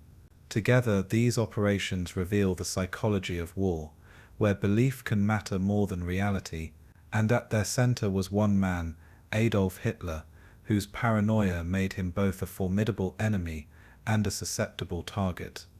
One of the earliest large-scale deception campaigns was Operation Bodyguard, an umbrella strategy designed to shield the timing and location of the Allied invasion of Western Europe. Its central purpose was to convince the Germans that Normandy was not the true objective, but merely a diversion. Within Bodyguard, sub-operations like Operation Fortitude North and Fortitude South created elaborate illusions of phantom armies. Inflatable tanks, dummy landing craft, and fake radio traffic painted pictures of invasions that would never come.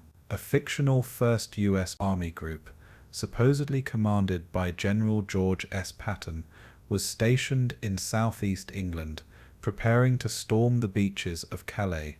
German reconnaissance planes photographed rows of dummy equipment, unaware they were made of canvas and rubber. Radio operators tapped out endless streams of false chatter, suggesting vast formations where only empty fields existed. It was deception on an industrial scale, and its roots lay in the confidence born from earlier triumphs like mincemeat. What had worked with one body could work with entire phantom armies.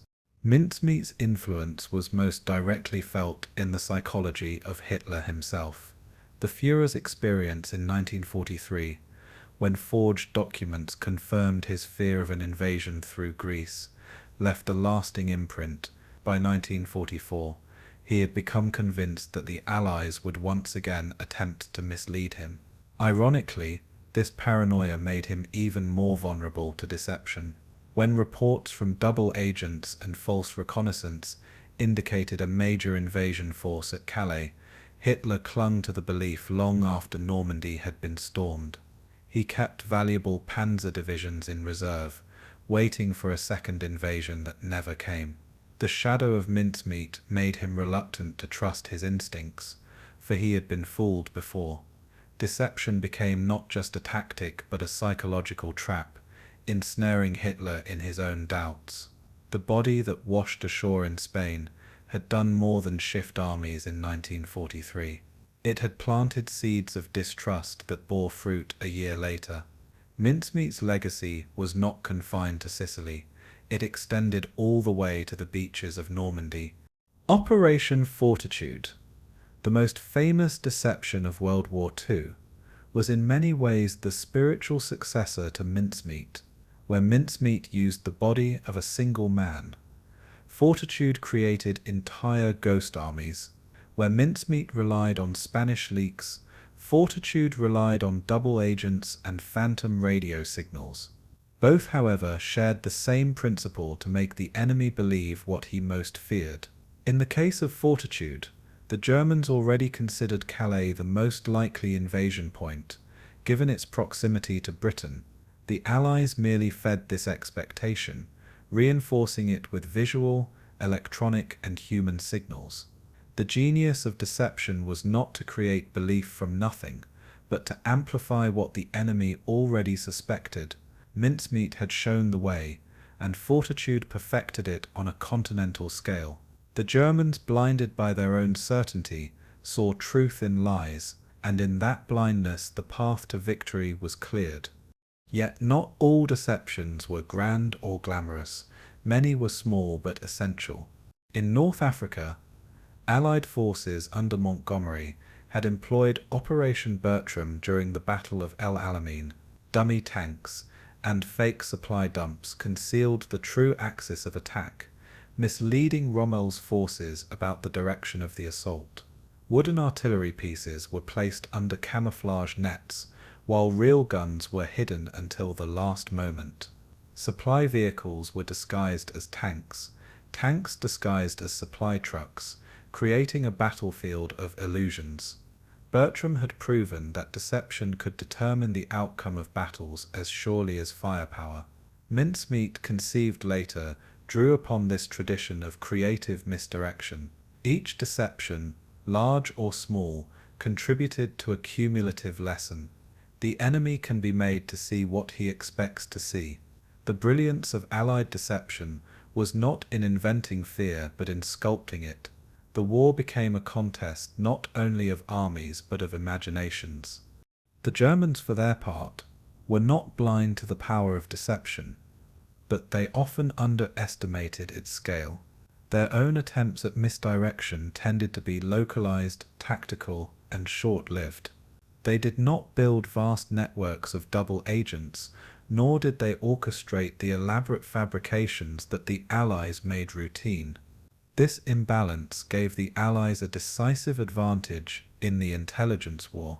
The Abwehr, already compromised by Allied control of its networks, could not compete with the systematic creativity of the XX Committee. When Mincemeat delivered false documents, the Germans lacked the skepticism to challenge them. When Fortitude delivered phantom armies, they lacked the resources to verify their absence. Hitler's own distrust of his generals and reliance on intuition made him particularly vulnerable. Deception worked not because the Germans were foolish, but because their structure made them rigid. Against the fluid imagination of the Allies, they were repeatedly outmaneuvered. The psychology of fooling Hitler lay at the core of Allied deception strategy. He was not a rational analyst, but a leader driven by obsessions, prejudices, and fears. Deception operations succeeded when they played to those vulnerabilities, confirming what he already believed or dreaded. Mincemeat had convinced him of Greece. Fortitude convinced him of Calais. Both worked because they did not attempt to contradict his instincts, but to echo them. This was the essence of psychological warfare, to let the enemy trap himself in his own mind. By the time D-Day arrived, Hitler was so entangled in webs of misinformation that he could not act decisively. His armies stood divided, his reserves misallocated, his confidence shaken. The Allies understood that victory was as much about shaping perceptions as about winning battles. Mincemeat was the seed, Fortitude the harvest. Together they revealed how lies, carefully crafted, could win wars. Thus, Operation Mincemeat entered history not only as a daring ruse, but as the harbinger of an entire doctrine of deception. It proved that ingenuity and imagination could achieve results that brute force alone could not. It showed that a single body could change the course of campaigns, and that lies could redirect armies as surely as tanks. Its success inspired larger efforts, culminating in the deceptions that paved the way for the liberation of Western Europe. The story of Mincemeat is inseparable from the story of Fortitude, Bodyguard, and Bertram, for together they formed the invisible front of the war.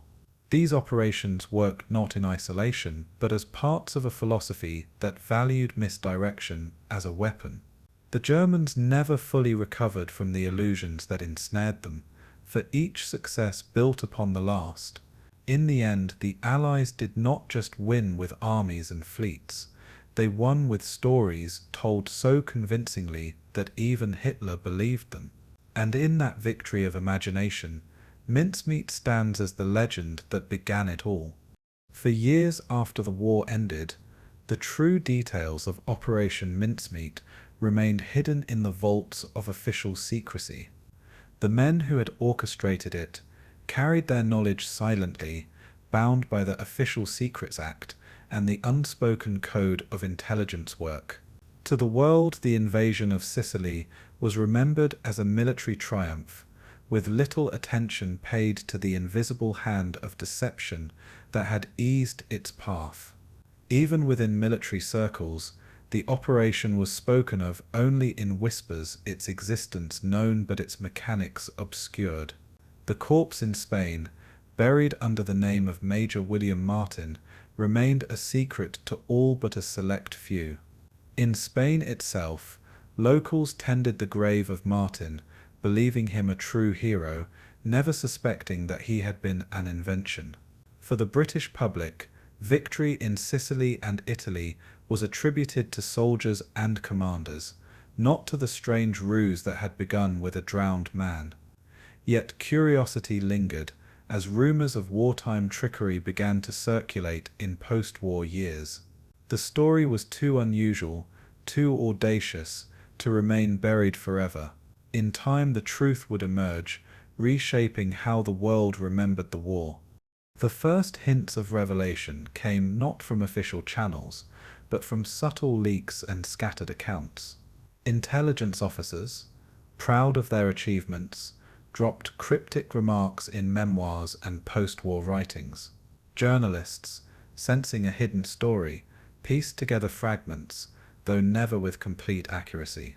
By the early 1950s, the veil of secrecy began to lift slightly, encouraged by the changing political climate of the Cold War. The British government, still cautious, authorized the release of certain details to showcase the ingenuity of its intelligence services.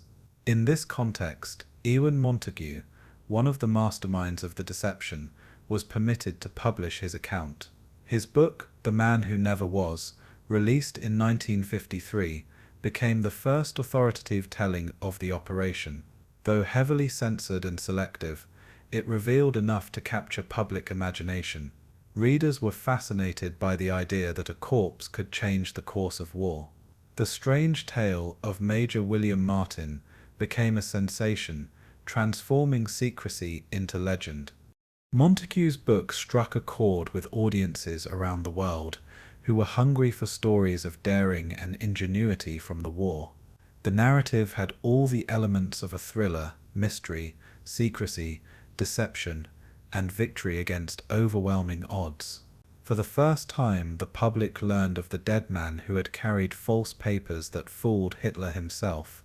Montagu presented the story with a mixture of fact and embellishment, framing it as both history and entertainment. He omitted sensitive details, protecting methods still in use, and left the true identity of the body undisclosed. Yet even with these gaps, the tale was irresistible. It reassured readers that Britain's victory had come not only from brute strength, but from cleverness and imagination. The book quickly became a bestseller, cementing Operation Mincemeat in popular memory. What had once been whispered in secrecy was now celebrated as one of the great triumphs of the war. The man who never was had become the man everyone wanted to know. The success of the book led naturally to film adaptation, which brought the story to an even wider audience. In 1956, The Man Who Never Was released, dramatizing the deception with Hollywood flair. The film presented Major William Martin as a noble hero, his body transformed into a weapon of salvation. Audiences were captivated by the strange mix of tragedy and triumph, history and myth. The movie softened the darker questions of morality, presenting the operation as unambiguously heroic. The identity of the body was left vague, ensuring that the man behind the fiction remained hidden. The cinematic version helped solidify the legend, transforming Mincemeat from intelligence file into cultural icon. Across Britain and beyond, people spoke of the corpse that fooled Hitler as though it were a tale of folklore. The story had crossed from secrecy into mythology, reshaped for a world eager to find meaning in the sacrifices of war. The Man Who Never Was became, paradoxically, unforgettable. Yet behind the polished narrative lay a more complicated reality. Montagu's book and the subsequent film were crafted to inspire pride and admiration, not to provoke uncomfortable questions. The moral ambiguities of using a human body were glossed over, as were the darker details of wartime desperation. The real identity of the corpse, Glyndwr Michael, was not revealed, leaving him in anonymity even as millions celebrated the fictional Major Martin. This was not mere oversight, but deliberate concealment, for the truth was deemed too unsettling for post-war audiences. The idea that an impoverished, homeless man who had died in obscurity had been turned into a military tool clashed with the heroic narrative. For the planners of Mincemeat, the fiction was more palatable than the fact. The public embraced the story as one of triumph and ingenuity, preferring myth to uncomfortable truth. Only later would historians peel back the layers to reveal the man behind the myth.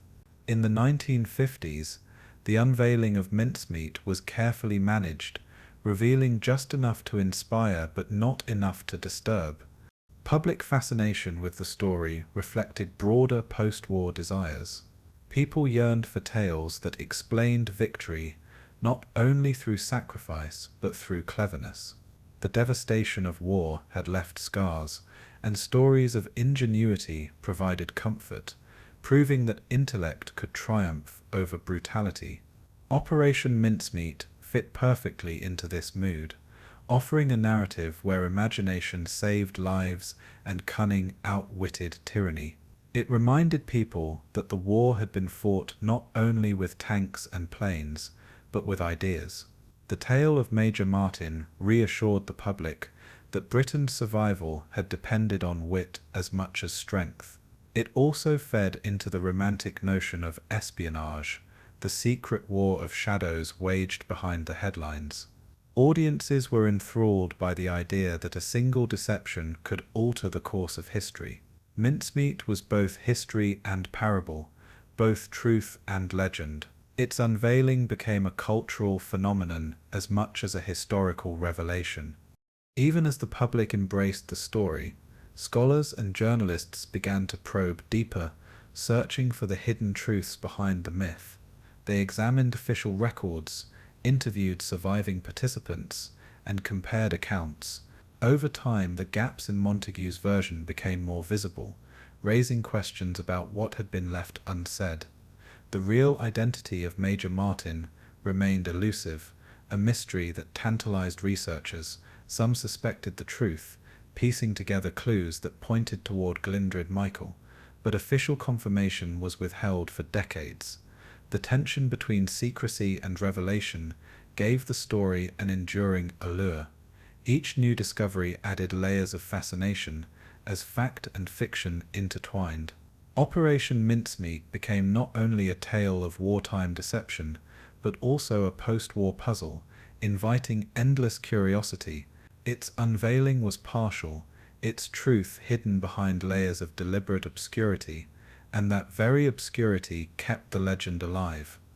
Thus, the post-war unveiling of Operation Mincemeat transformed it from secret stratagem to legend of deception. Montagu's book and the subsequent film offered the world a version of the truth that was both accurate and incomplete, celebratory yet sanitized. The public embraced the story eagerly, turning Major Martin into a cultural figure, a ghostly hero who had fooled Hitler. Yet beneath the myth lay the unanswered questions of morality, identity, and dignity. The fascination endures precisely because the story straddles the line between reality and fiction, history and legend. The man who never was continues to intrigue because he represents both triumph and mystery. His tale speaks to the ingenuity of the Allies, the vulnerability of the Axis, and the strange ways war transforms lives and deaths. In unveiling the truth, the world discovered both brilliance and discomfort, and in that duality, Operation Mincemeat secured its place as one of the most captivating stories of the Second World War. Operation Mincemeat has entered the annals of history not merely as a clever ruse, but as one of the most significant acts of deception ever undertaken in warfare. It stands as proof that wars are not only won with armies and weapons, but with imagination and daring.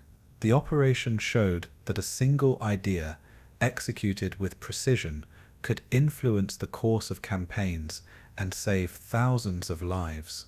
Its success confirmed the importance of intelligence in modern war, elevating espionage from the shadows into the realm of strategic necessity. For military historians, mincemeat represents the moment when deception moved from being a supporting tactic to a decisive factor. It demonstrated that the battlefield could be shaped long before the first shot was fired. The impact of the operation extended far beyond Sicily, reshaping doctrines of intelligence for decades to come. From its beginnings in a quiet London office to its climax in Hitler's war rooms, it revealed the power of misdirection.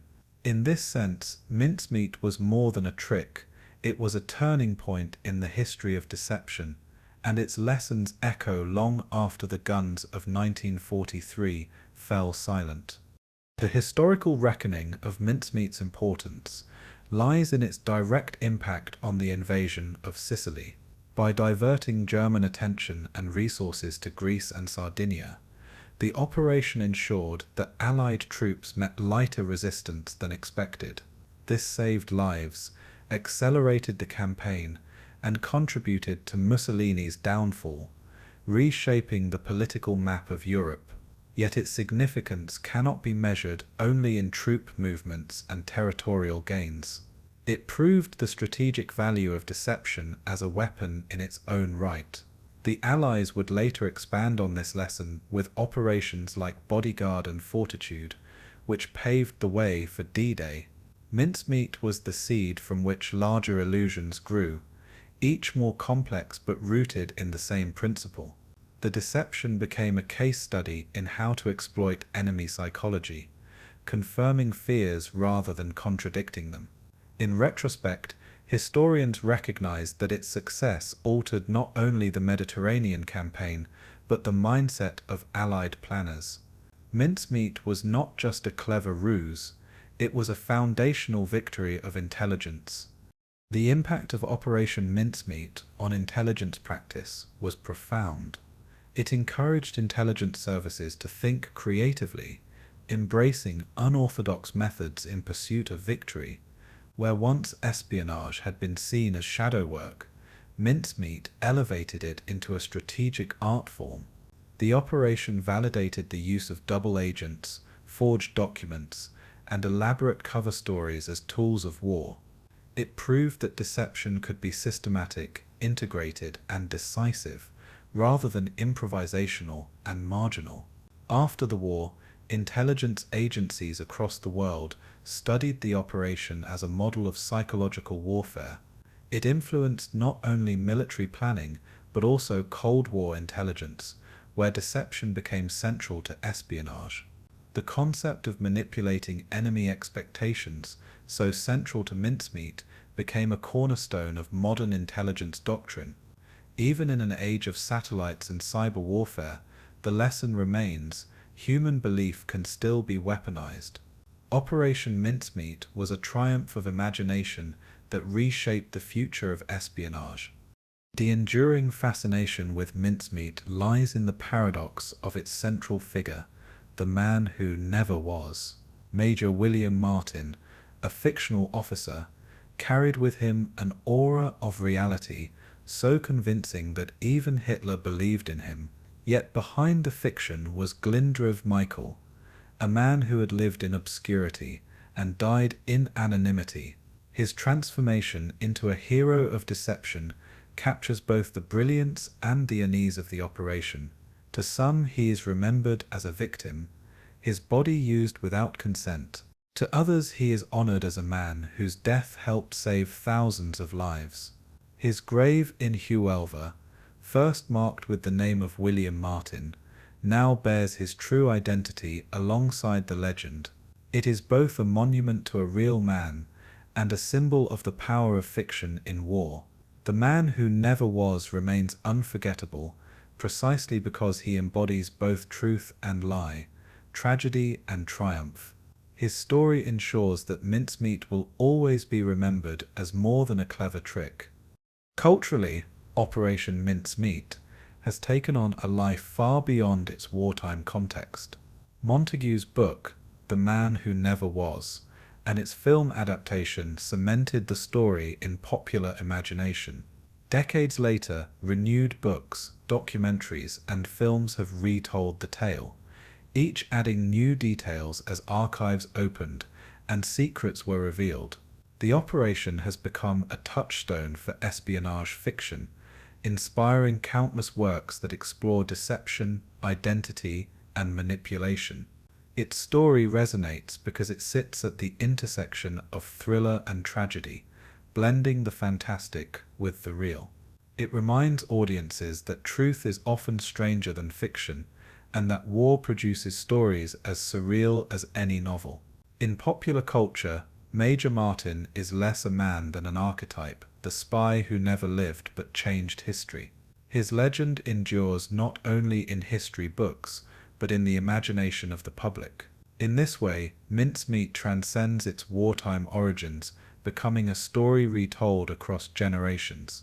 Its legacy is both historical and cultural, shaping how we understand war itself. The ethical debates surrounding the operation remain part of its legacy. The use of Glyndwr Michael's body continues to provoke questions about dignity, consent, and necessity. Was his exploitation justified by the lives saved, or was it a violation of human respect? Historians and ethicists disagree, but the debate keeps his story alive. For some, his grave in Glyndwr is a reminder of the costs of war, not just in lives lost, but in lives repurposed. For others, it is a monument to sacrifice, a silent acknowledgement that even the forgotten can shape history. The paradox of Mincemeat lies in this tension between exploitation and honor, necessity and morality. Its legacy is not only victory, but also reflection, a reminder that triumph often comes at a price. In this way, Mincemeat forces us to confront the uncomfortable truths of war. Its success is undeniable, but so too is its burden. Strategically, Mincemeat remains a case study in the psychology of warfare. It showed that the most powerful weapon is not a bomb or a tank, but belief. The Germans were deceived because they trusted their own fears, and Mincemeat gave them reason to act upon those fears. The operation demonstrated that leaders can be manipulated not through force, but through confirmation of what they already suspect. This lesson has been studied by militaries and intelligence agencies worldwide, shaping doctrines of information warfare even in the modern age. In an era defined by misinformation and propaganda, Mincemeat feels more relevant than ever. It is a story not only of the past, but of the enduring nature of deception. The body that washed ashore in Spain is a reminder that wars are fought as much in minds as on fields. The psychology of belief, once exploited in 1943, continues to shape conflicts today. In this, Mincemeat's legacy is both timeless and urgent. In the end, Operation Mincemeat stands as both legend and lesson, a story of imagination harnessed to the service of war. It altered the course of the Mediterranean campaign, hastened the fall of Mussolini, and paved the way for Allied victories to come. It transformed a forgotten man into an immortal figure, blurring the line between history and myth. Its legacy endures in intelligence practice, in cultural memory, and in the moral questions it continues to raise. Churchill's words, spoken with satisfaction, still resonate. This body has saved thousands of lives. Behind those words lies the paradox of Mincemeat: triumph through deception, victory through illusion, honor through exploitation. The story of the man who never was remains compelling because it forces us to grapple with both the brilliance and the darkness of war. Operation Mincemeat was not merely a ruse, it was a reflection of the human capacity for creativity, audacity, and contradiction. Its legacy is not just historical, but universal, and as long as history is told, the man who never was will never be forgotten.